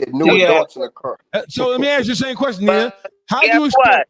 But guess what now? I stopped it, dog face, because I like my teeth. I'm blessed to have my teeth at my age, and I like my face. And I'm not gonna give no man no reason to reach out and touch me. I know better now. I didn't know better then, right? Listen, you're like and Cassie. Also, you like Cassie because you're stopping out of fear. No, and also I feel that at this age, right, I'm learning that you don't even have to say all those bad things to a man. You could just be quiet. The silence is gonna kick his ass worse than the words. Yes, but see, you learned that, Nina. You learned that through trial and error and through living. I did. Oh, keep on living. When you keep on living, you're gonna learn all kind of shit. What's left gonna be right, what's up gonna be down. So the whole thing is, to answer your question, why do men hit? Listen, we as a unit, men and women, when we get frustrated, we're emotionally immature. So when we get mad at each other, we strike out at each other, and we say the things that we know about each other that's going to be the most hurtful, because hurt people. That's true. We do the shit like we about to get a trophy at the end. Yeah, and so listen, when you say, so listen, oh, fuck you, bitch ass nigga, blah blah. Your mama's a bitch. Your nasty ass mammy, dick eating ass mammy is a bitch. What the fuck are you talking about? Yeah, I quit with the bad mouth. Yeah, but I led with that from I say 13 to about 33. I calmed down after that.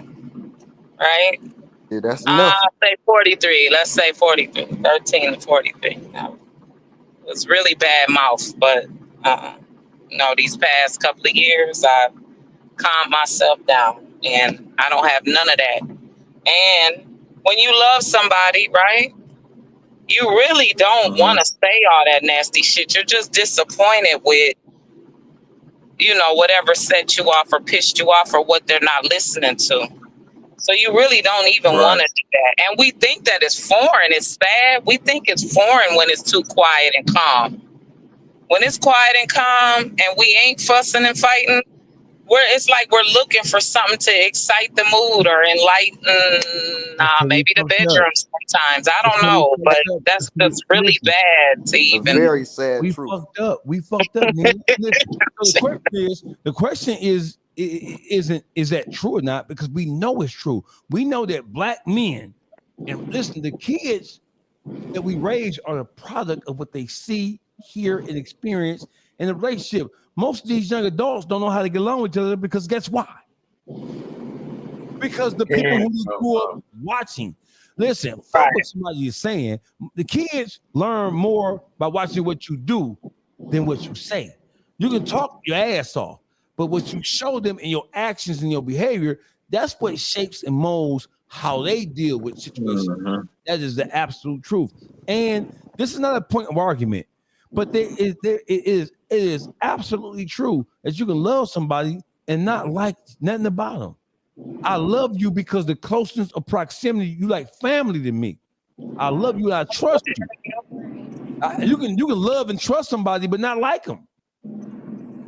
I love you and I trust you, but I don't like how you treat me. I don't like how you treat yourself. I don't like how you treat other people. I don't like how you move. I don't like what you do. And most importantly, I don't like what you don't do. Right. Now, but we don't say that because no, we don't say that because it's not going to receive well. Black men cannot. Black men have to be perfect before they say anything to a woman. Black men, you can't say shit to a black woman unless you're perfect. And even if you are perfect, black women are still gonna find some way when they get mad enough to shoot your ass down and point out some flaw about you, bro. They are. Now, am I heaping that on black women? No, I'm not. I'm just simply telling you the reality of the situation, bro. There ain't no black man in this world who been in a relationship with a woman who ain't never had a disagreement to the point where you say, yes, I can't stand this bitch. Are you gonna leave her? Are you gonna leave her for that? No, I ain't gonna leave you. But the shit, man, how many times have you had an argument, not even no disrespectful argument, with your woman when she don't seem to grasp what it is you coming from? So, what you say, dog? And Kevin Samuels, I mean, and not Kevin, Corey Holcomb's defense. Corey Holcomb is just as critical about black men. And I ain't heard him talk about black men. The reason why I asked y'all because how he dogged and did Tracy Ross, I thought that was just distasteful and disrespectful. I didn't like that. It probably was, but you know what? Don't forget he's an entertainer. And right, I get it, but he got to realize that she's the same, if not maybe a little bit younger age as him. Like, what are you doing? Why did you do that? Why did you send her astray when she didn't deserve it? She didn't say that she fucked with little ass niggas. She said younger men. He took that all the way to the ground. Tracy Ross a hoe. Yeah. I mean, no, come on. How you know she a hoe? Who you know she dated that make her a hoe? Look, any woman that age, you got to come with some proof. For younger men. Listen, I'm about to tell you. Any woman of that age and knows she got money in the pick of the litter aiming for men that's younger, probably 29, 30, you and said she got body like that. Keyword. She did not say no 29. Now stop it. I don't know what age she said. She said younger men. I'm men. guessing. That I'm could be guessing. she It ain't 59. 40. She It ain't 59. 40. That could be It ain't 45. 40. That could be She want 45. a You don't know. YN. Nina, She want a hey, YN. Nina, don't know. Hey, Nina, She she want want a YN. She want a nigga to pick her up and She bring her want back a YN. in. A Hey, Nina. 45-year-old can't pick her up. Hell no, his back hurts. She don't want a 45-year-old. You don't know that. Not if he work out Hey, and, listen, and don't eat nothing but fruits Nina, and vegetables like everybody Dogface. ain't me. She probably don't. Everybody ain't doggy, Nina. It ain't no doggy for everybody. Doggy is She might be a 45-year-old vegan. A 45-year-old vegan. Hey, Shit, Nina, I don't know. everybody can't have no doggy babies. Okay, I'm just saying though. Shit, she If didn't say Tracy Ross come she across wanted a me, she a 35-year-old or a pig me. 29-year-old boogie. She didn't say that. And Nina, you know she wanted YN. You know that. You know she want. She didn't say no. She didn't say no age. Hey, And She did not. it's the reason why she didn't say no Boogie. age. That Boogie, is the reason I got why. Hey, Boogie, I got Nina. And Nina, watch this, Nina. Watch this, Boogie. You know, like I know, that the older you get, there's a couple of different things to go on in the male and the female mind. Right. I'm talking about black people, since that's what we are. The older black men, they want to know if they still got it. Right. We can never figure out if we still got it by fucking with no bitch our age. And that's not true, but okay. Yeah, it is true. You see that boy mama fucking with her friend? Man. Yeah, I mean, fucking with her son friend? She want to know No, she still she got was it. different now. She was out of pocket. No, Nina. Older women like to be looked at as attractive and wanting by younger men. Older women love to be looked at by younger men like, oh, you still got it, baby. Of course. Okay. Men too. Whoa. Where's the term MILF come from? Where does the term MILF come from? Right, from women. From YN. The young men made that. The younger men made that. No, Nina. Black women, across all women, they know what the term MILF means. And once they become MILF age, they are proud of themselves when they know they can attract somebody who's younger and more and vibrant and balls ain't hanging to the goddamn kneecap. They want. Come on now, Nina. You got to keep 29, 30, 27. Yeah, on, Nina. I don't see her going down there. I think 40 and up for her. 40 and up. Right now, you at the college right now in the freshman dorm. Nina. You in college right now. You at the University of M up there fucking with the YNs, Nina. No. He can't even hold my conversation. Like, you gotta teach me something. I couldn't never. Nina. At a certain, I'm 53. I'll be 53 in July. Okay. I don't give a fuck about holding no conversation with no bitch. I want me a bitch who ass sitting up fat and titties sitting up fat. I don't give a fuck nothing about no conversation. What? Okay. That's the difference. See? That's the difference. I want pussy hanging. He gotta be able to teach me something. He definitely gotta have some money. Care about that though. Tracy Ross don't care. She don't care about that. She don't give a fuck. She ain't looking for nobody to teach her shit. Hey Nina, with all due respect, you telling me that as you move throughout life, this is a serious question, and you are an attractive woman, and you don't look nowhere near your age. So when somebody says, "Hey Nina, man, how old are you?" You say, "Oh, I'm blah, blah, blah." Like, oh, you look about 34, 35. You don't take that as a compliment. You don't start smiling on the inside, Nina? Of course. Of course. So when a young guy that you know, boy, you get milk behind your ears, you better go on head on and stop playing with Big Nina for the cougar. Nina, the term cougar exists for a reason. Don't come out of It does. It does. I just can't see it happening though. No, I'm not saying you have to be. You want one in your life, but it make you feel good. It make you feel warm. Make you feel warm and fuzzy on the inside. Like your daughter, right? Your daughter, the young guys, like, man, your mama cold motherfucker. You know what I'm saying? They say that to all my kids. Yeah. Okay, and so you offended. How dare you, young nigga? No, I'm not saying that to him. I'm saying, boy, you better go for somebody your age. But listen, but you still flattered. You be giggling on the inside, and you keep on playing, little young nigga. I'm gonna fix you a plate. You keep on playing, young nigga. I'm gonna fix you a plate over Big Mama. I'm gonna put you to work. Oh my goodness. I gotta have a man my age. Only my age. They want to. Oh yeah, I mean, because you know, men your age are like more stable, usually more mature, not all the time. And they're more focused. And they did all that goofy ass shit. Young niggas ain't got out the system yet. So of course, they can teach me something. I'm at that age and stage. I want to be taught something that I don't know, and just male energy. Like I honestly, a younger man, I will walk all over him. I can't. It's mentally. I'm just saying my game and my education that I have. I couldn't. It wouldn't work. And maybe to play. Damn sure not nobody under 45, right? But I'm saying I couldn't do. I wouldn't do it. Maybe did you say play? Huh? Without Tracy Ellis, Nina Ross. Nina Ross. Nina Ellis Ross. Look at you.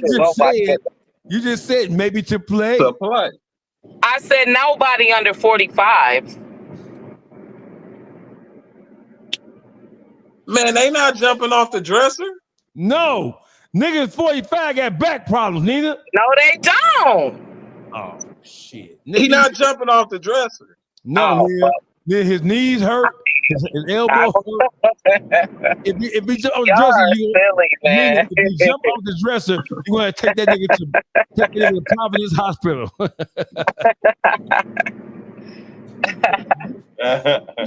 that nigga to Providence, Nina. He gonna end up on side-eye grave. Nina, when that 45-year-old nigga on that dresser, they act like he gonna jump, you better say, "Oh, nigga, I ain't got no gas for that. Get your ass down." I ain't got no gas to go way across town to take you to the hospital over there. You get no good insurance, nigga. Okay, that's Get right. your ass down. He trying to prove a point to you. Nigga, don't prove nothing to me. And listen, you ain't got to prove shit to me. Just come rub my feet, boy. Don't be doing all that shit. I ain't got time. I gotta go work in the morning. Get your ass on down. What the fuck is you talking about? I ain't gonna take your ass to the hospital this late night. Nigga, it's cold outside. Absolutely not. Right. So I mean, so it is what it is. So to Detroit Gossip's point, man, there are situations, even if it's not your personal situation, and nobody's saying it's personal, but we all know people. We all know somebody who loves somebody, but they don't like them, so therefore they don't deal with them. Right. They deal with them in spurts, or they deal with them accordingly. And I'm telling you, there are millions upon millions of relationships where people are in relationship with each other and they don't like each other. They stay together for convenience. I know why though. Why is that? They have to be staying for the money. Well, it could be a variety of things, Nina. It could be so. Listen, when you with somebody, you have money, time, effort, energy, kids, finance. You have all that shit invested into your relationship. Too much invested. Too much invested to get that to somebody else or let it go somewhere else. You know what I'm saying? So we try to find a medium, a happy medium. And the grass probably ain't greener.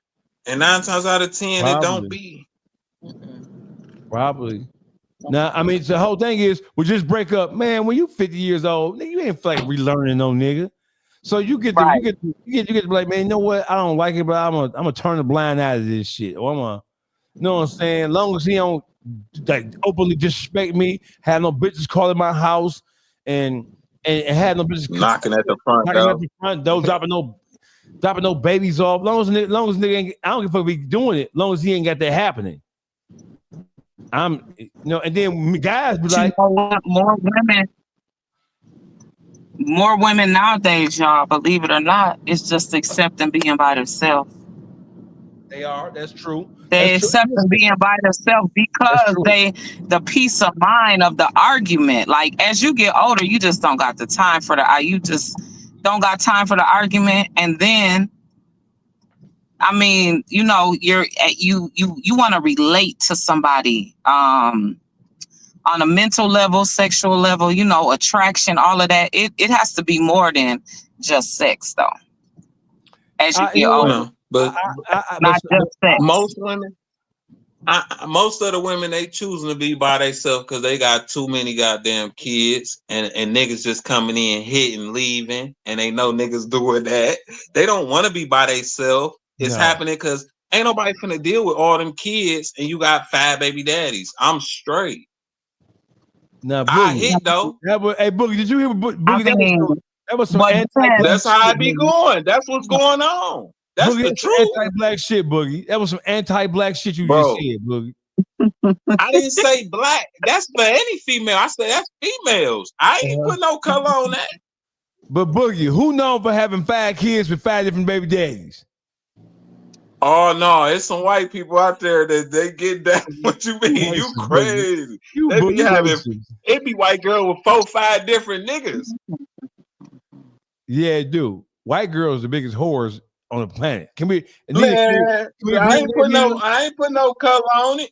I'll just tell the truth. Ain't no color on that. Hey Nina, can we agree that white period. women are the biggest whores on the planet? Can we agree to that? No. Yeah. No. Who's a bigger whore than white women? I want y'all to what should I say? Specify what you mean whore. What meaning what? Well, shit. I thought whore was a they'll do anything, anybody. Black women? Anywhere. Y'all better stop playing with us. Don't do us. Black women ain't like white women. White women are whores. They born whores. Okay. Yeah. White women have whore in their DNA. Yeah, we talk about the what? Okay. White women are whores. So you say everybody got their ways, but whatever white women they way more. Whatever whore behavior black women have, they learn that from being in an open society with white women. They learn how. Man, come on. Back in the day, black women wasn't sucking no dick like they is now. They learn that shit from white women. White women they start sucking dick at 4. Oh, damn. Uncle Jimmy has been sticking dick in the white girl head since he was 4 or 5. Hey, it was a white girl every day. When I was in school, Lena Lena said you grown men are it was this white girl. It was niggas every day getting their dick sucked behind the school by a white girl every day. Yes, I agree. Black girls ain't doing that shit like that. No 15. Like, ugh.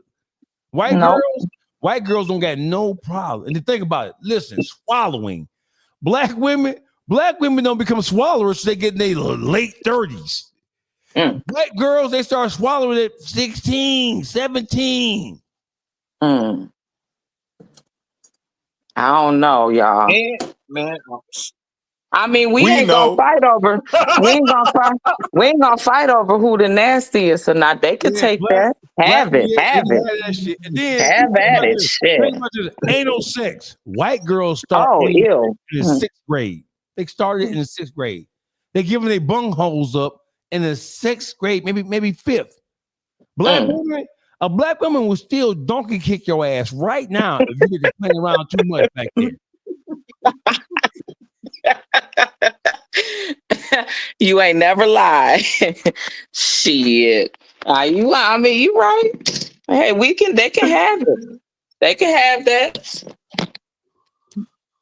She like they can have that shit. They can have it all to themselves. I don't know how we get way over here, man. We 3 hours and 33 minutes in, man. Man. Hey, this nigga Juice. Is this your longest live, dog face? It's the longest one, y'all. No, we been 4 hours. One of them. We did 4. Right, one of them. We did 4 hours before. Okay. We did 4 hours before. So listen. So hey, Juice. What up, though? We know what you was doing, Juice, for turning the camera off. What he doing? I wasn't sleeping. That nigga taking a nap. Nah, I just typed it up real quick. At 12 o'clock, you can count Juice out. Juice I had don't to give get a some fuck. snacks. Right. Juice don't give a fuck. What Gossip at? Gossip probably right. Acting a fool. Gossip go. This nigga, man. Gossip go. Gossip fell asleep. He sleep with his socks on. That nigga sleep with his socks on. That's for sure. Nigga sleep with socks on. You better not sleep with his socks on. Shit. He is. Gossip got some socks on. Gossip been in the penitentiary. No, in the penitentiary, we sleep with our socks on. We don't play that shit. Man, he better free his feet. No, I wish my monkey would have his socks off. I'll beat your ass, boy. Put some socks on, nigga. What kind of sexual give you ass shit you got going on? So socks off, nigga. Toes hanging over the bunk. Toes hanging over the bunk. Hey, Jude, just a minute. This man's nigga toes hanging over the bunk. Nigga, you gotta put some socks on, nigga. Fuck wrong with you, nigga? Wiggling your feet and shit. Right. What kind of sexual? That nigga feet hanging off the bunk. Right. No, put some socks on, nigga, before I beat your ass up here. You hear me? Stop playing with me. What are you talking about? So, is Diddy gonna beat this trial or not? I'm going for Diddy gonna beat this shit. I'm going for Diddy gonna beat the trial, y'all. Diddy ain't beating this shit. They seen them pictures of Cassie. Man, that's stuck in their head. What pictures they see? Pictures of her beat up with knots and bruises. Man, how old get beat up every day, B? I think they do. Look. I ain't saying that, but in the juror mind, they like, if a nigga beating on a girl this much, it's no way he was letting her leave. That's the only thing they're gonna keep on thinking. I agree. Well, I think they mad about that money. He sued that liquor company. So I think they trying to lace him up on that anyway. I think it's gonna be a hung jury. Yep. Hung jury, y'all. And then prosecutors gonna have to decide whether they're gonna try him again. Hung jury, give him a bond. And it was a jury. It was a jury that got on up out of there. They was like, "Hey, I don't want to do this case because I feel like my life finna be in danger. I don't want to do it." Yep. They was like, "All right, we'll get you on up out of here." It was a jury that was like, "I don't want to do this. My life gonna be in danger." Yep. So which means that was the jury that was like, "I ain't fucking with Diddy." Right. Like that's a sign that I'm going against Diddy, and I ain't going with what he talking about, and my life gonna be on the line if I don't do what I'm supposed to do on the jury. If they ever get to me and tell me, "Well, I got some money for you to do X, Y, Z," and I don't, and then they want to threaten. So before it can even get there, it was a motherfucker like, "I don't want to do this." Now that was when they was picking, right? Huh? That was when they was picking the jury, right? No, hell no. That was in the middle. That was in the middle of it. That was in the middle of everything going on. This beyond picking the juror. Okay. Yeah. It was beyond that.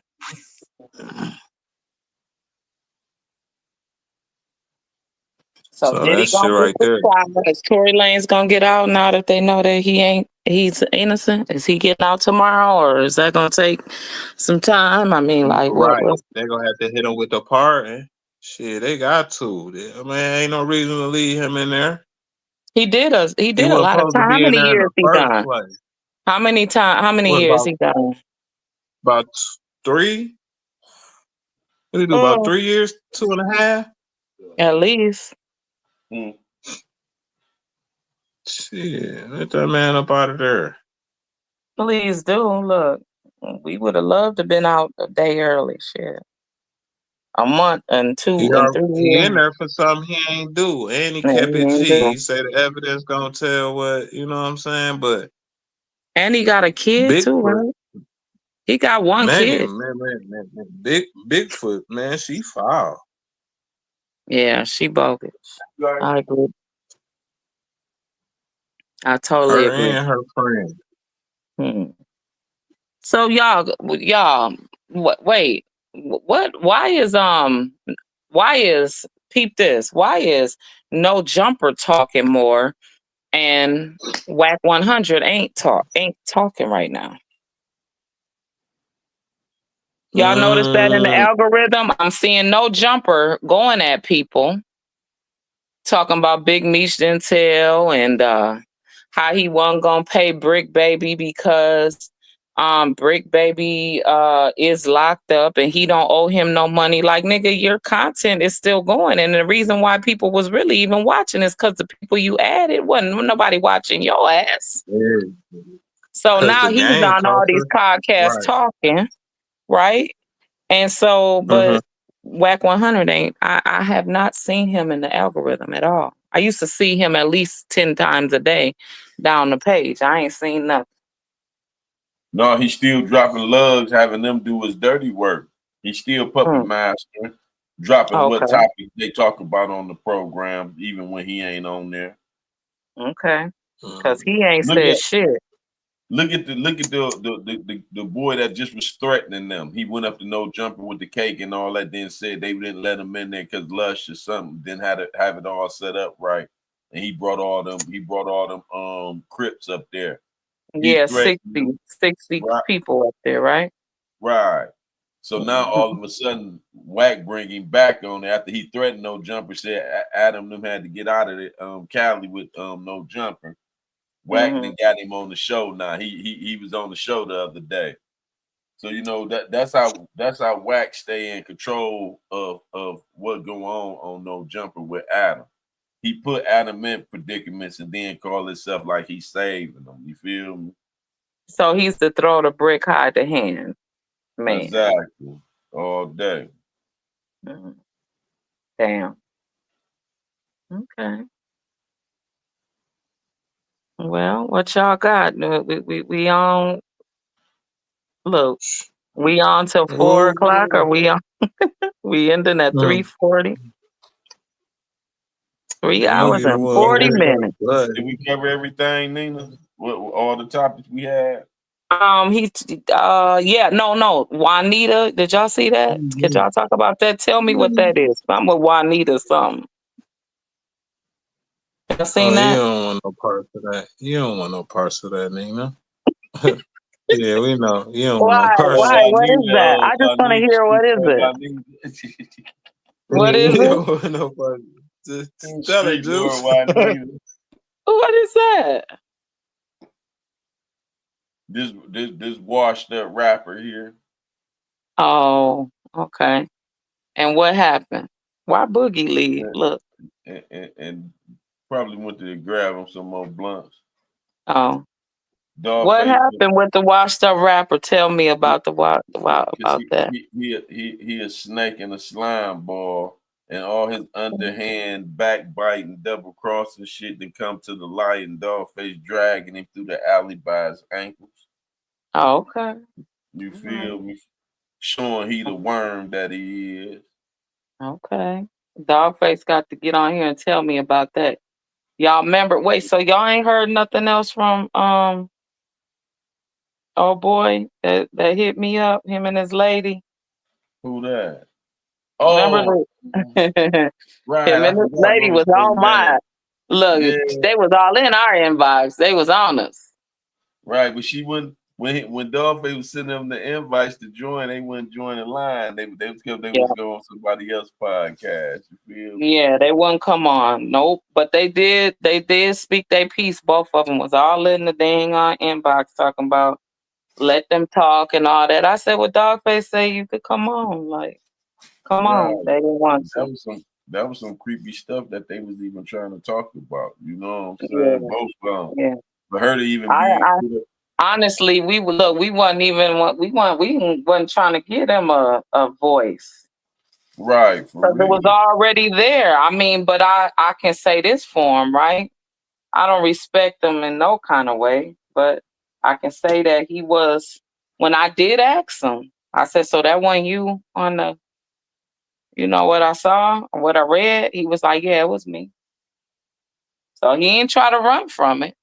But he had a million excuses about why he did what he did. That's what turned me off. Like, I don't want to talk to you. I don't even want to ask you the questions because you ain't ready for me. So Because ain't no I just justification in that. How you gonna justify you 19 and she 15? You feel me? yeah. That's some real shit. That's some Yeah. creep ass Yeah, shit. that's bold business. It was. And then I Can't told him, justify that. I even said to him though, I said, you said baby girl. That even sound Creepy. like we gonna pick it all apart anyway, right? You said baby girl. Me and baby girl are still cool to this day. So you looked at her as baby girl from the gate. He like him young. Yeah. That's how you like them. She was a kid. Shit. Yeah. And he was an adult.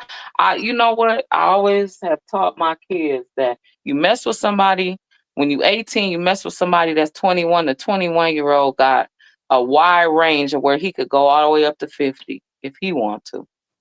You being 18, he's gone. He can if you know that he mess with older women, you already know you're manipulated. Just because of their friends and who their friends choose to deal with and all that. I would tell them when they tell me stories all the time, I would say that, like, if that's what you want to do, then, you 18, that's what you're choosing, then you know what's going to come with that. You're going to be controlled. Because I don't know. I mean, the men that I know, they don't want no 18 year. They don't want no 18 or 21. Right. Right.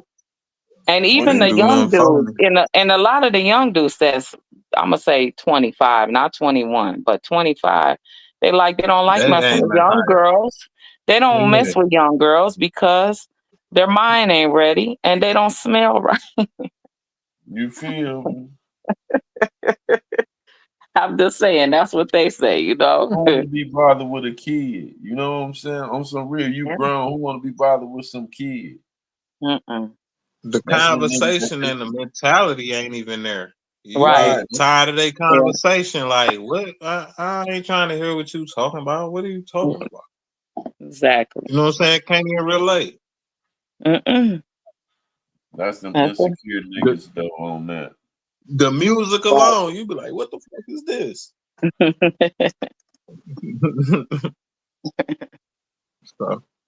So when y'all I meet, can't do it. when's y'all's next live? Tomorrow at 8. Let's get it. All right. That's what we try to do at 8. What dog you Okay. to win? I know, right? Oh, He you been gone a long time. He on some bullshit. You know, he gotta press the button. Okay. He thought niggas supposed to be on here for 8 hours. Look, we ready. We Ain't ready to nobody catch. trying to run no shift, doggy. Okay. What you doing? Look, we did a whole You see what is it? I'm trying to eat. Amazon Flex. We did a whole Amazon Flex set or goddamn DoorDash set. He got us on some academics type shit. You feel? Okay. You say, yeah, nigga, we turned this into streaming. We gotta get on He Twitch. did. We gotta He put it did. on Twitch. Okay, y'all. Look, I'm going to sleep. My big ass head is heavy. I'm finna get in the shower and go to bed. Hey, you ain't going no sleep. We got to go 4 hours. Wait, let me see. Well, you better say something for 13 minutes then. You better get us going. You better tune us back up for 13 minutes. Doggy got us running that whole 8-hour shift and shit. Because you see, look, y'all see, I done been all in the car. I'm at home now, sitting on my floor. What y'all think about Sharp from No Jumper News? Who?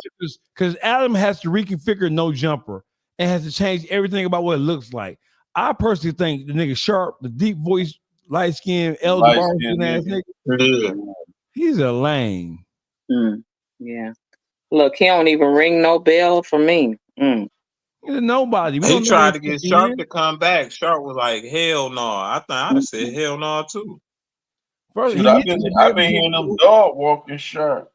And Sharp a bitch ass nigga, bro. And number one, number two, nigga, he on there get into it with Hellcat. Who in the fuck in the world gets into it with Hellcat when Hellcat is the coolest motherfucker in the world? Number one dyke in the world. Yeah, I ain't know that. They arguing with a dyke folk. You hear me?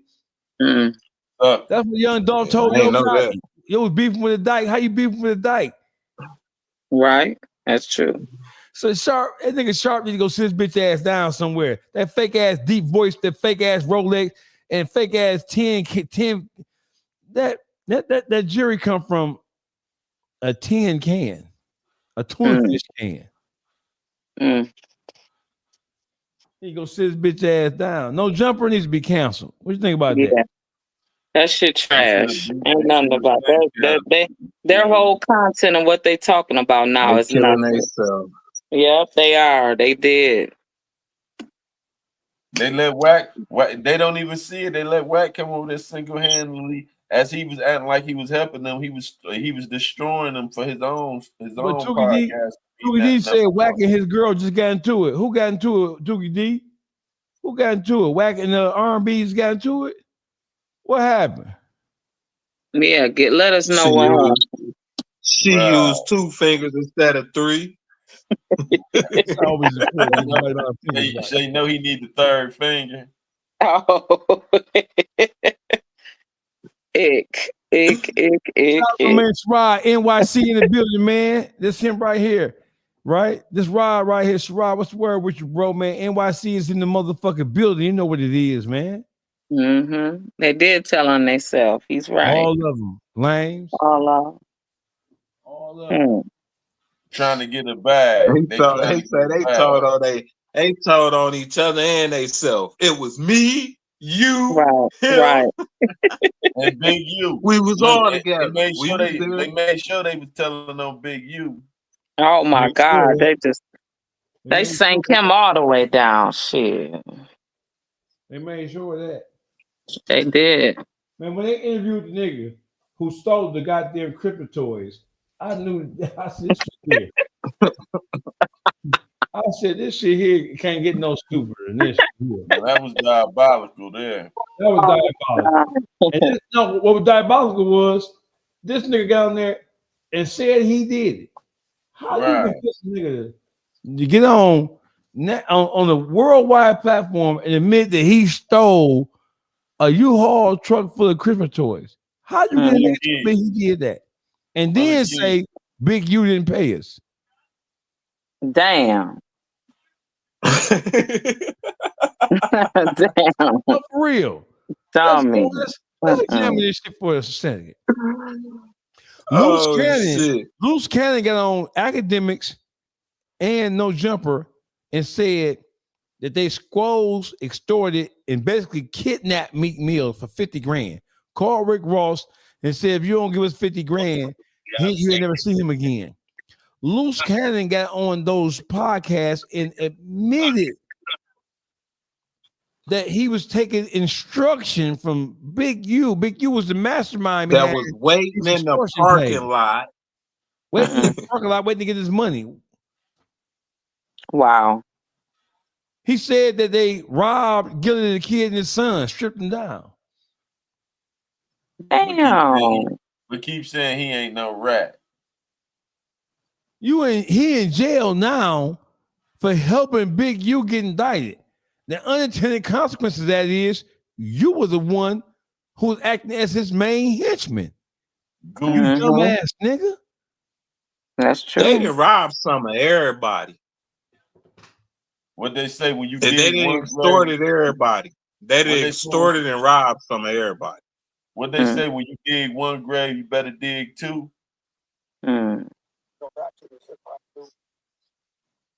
Now y'all, look, I just see these niggas is watching us, right? I just see Fat Joe and Jada Kiss. They talking big, they gossiping now amongst their peers, right? They talking about Birdman and Tony Braxton divorce after 2 weeks. That's what I'm saying. Like you gotta. They're trying to be transparent, right? But see, they want to stay loyal within their community, right? You really can't do that. Like, you really, I mean, you got to be loyal to your people. Like, but amongst their So community. they That's want what to they're talk about there for, is to everybody else. judge what they see, right? Right. Exactly. Yeah, they Mhm. spoke and they just set off another clip 11 hours ago. So I ain't watched the next episode. They got a lot of clips going on, but they ain't, this is this. Yeah. Yeah, they running it. They tell them you gotta post 3 times a day, and you can see it. You can Right. see it right here. You say that's how they But, run but Yeah, that's how they run. Fat Joe go sink them every time. 'Cause they letting the imbecile run the show. Mm-hmm. What you mean?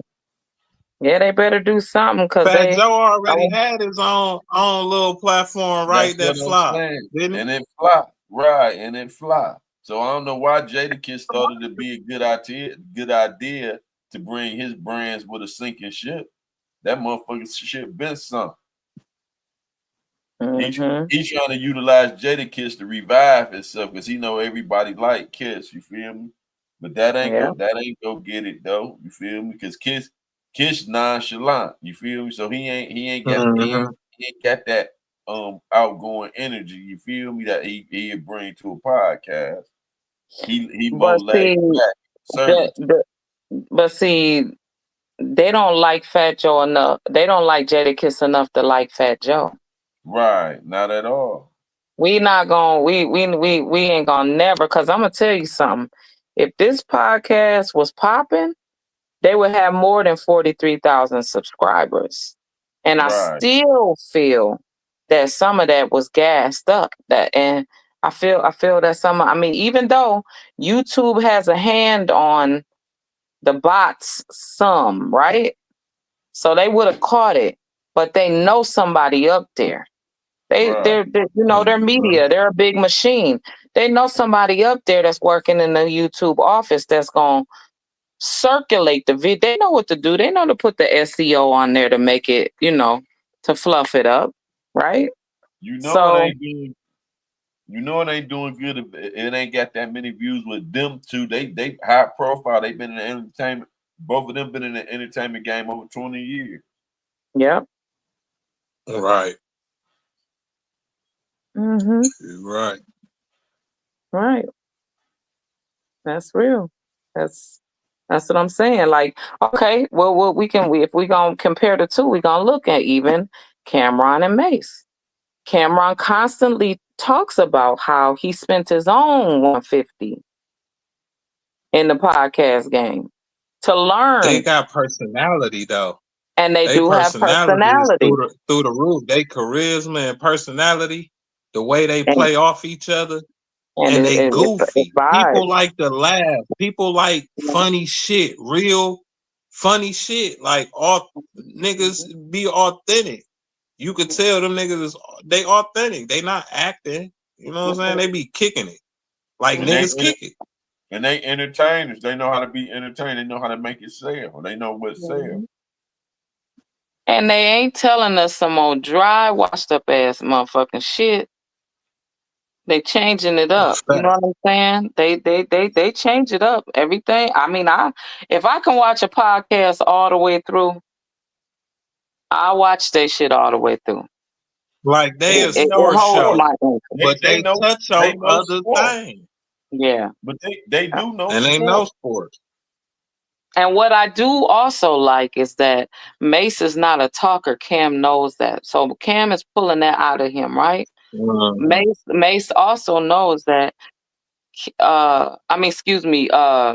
Cam is also knows that he's not gonna if Mase comes on flee, he really just wants to get something off his chest.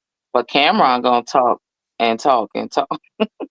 He gonna talk and Mm-hmm. talk and talk and talk. That's why he separated the two, because Cause he's he got some gonna shit to say.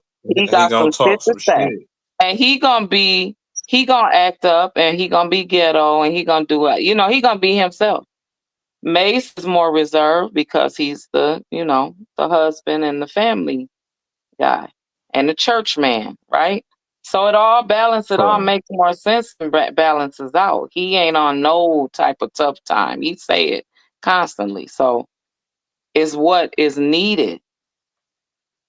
He also will tell Cam how to slow down, when it's time to speed it up, he got the popcorn, right? That's what I'm saying. We already learn. Like if when somebody else comes through and tries to jump in their lane even and talk about it just it don't fit because it's there. That's what we looking for them for. Like you said, comedy, chemistry and comedy. That's what we there for. Them niggas, A little bit they got it. They got it. You feel me?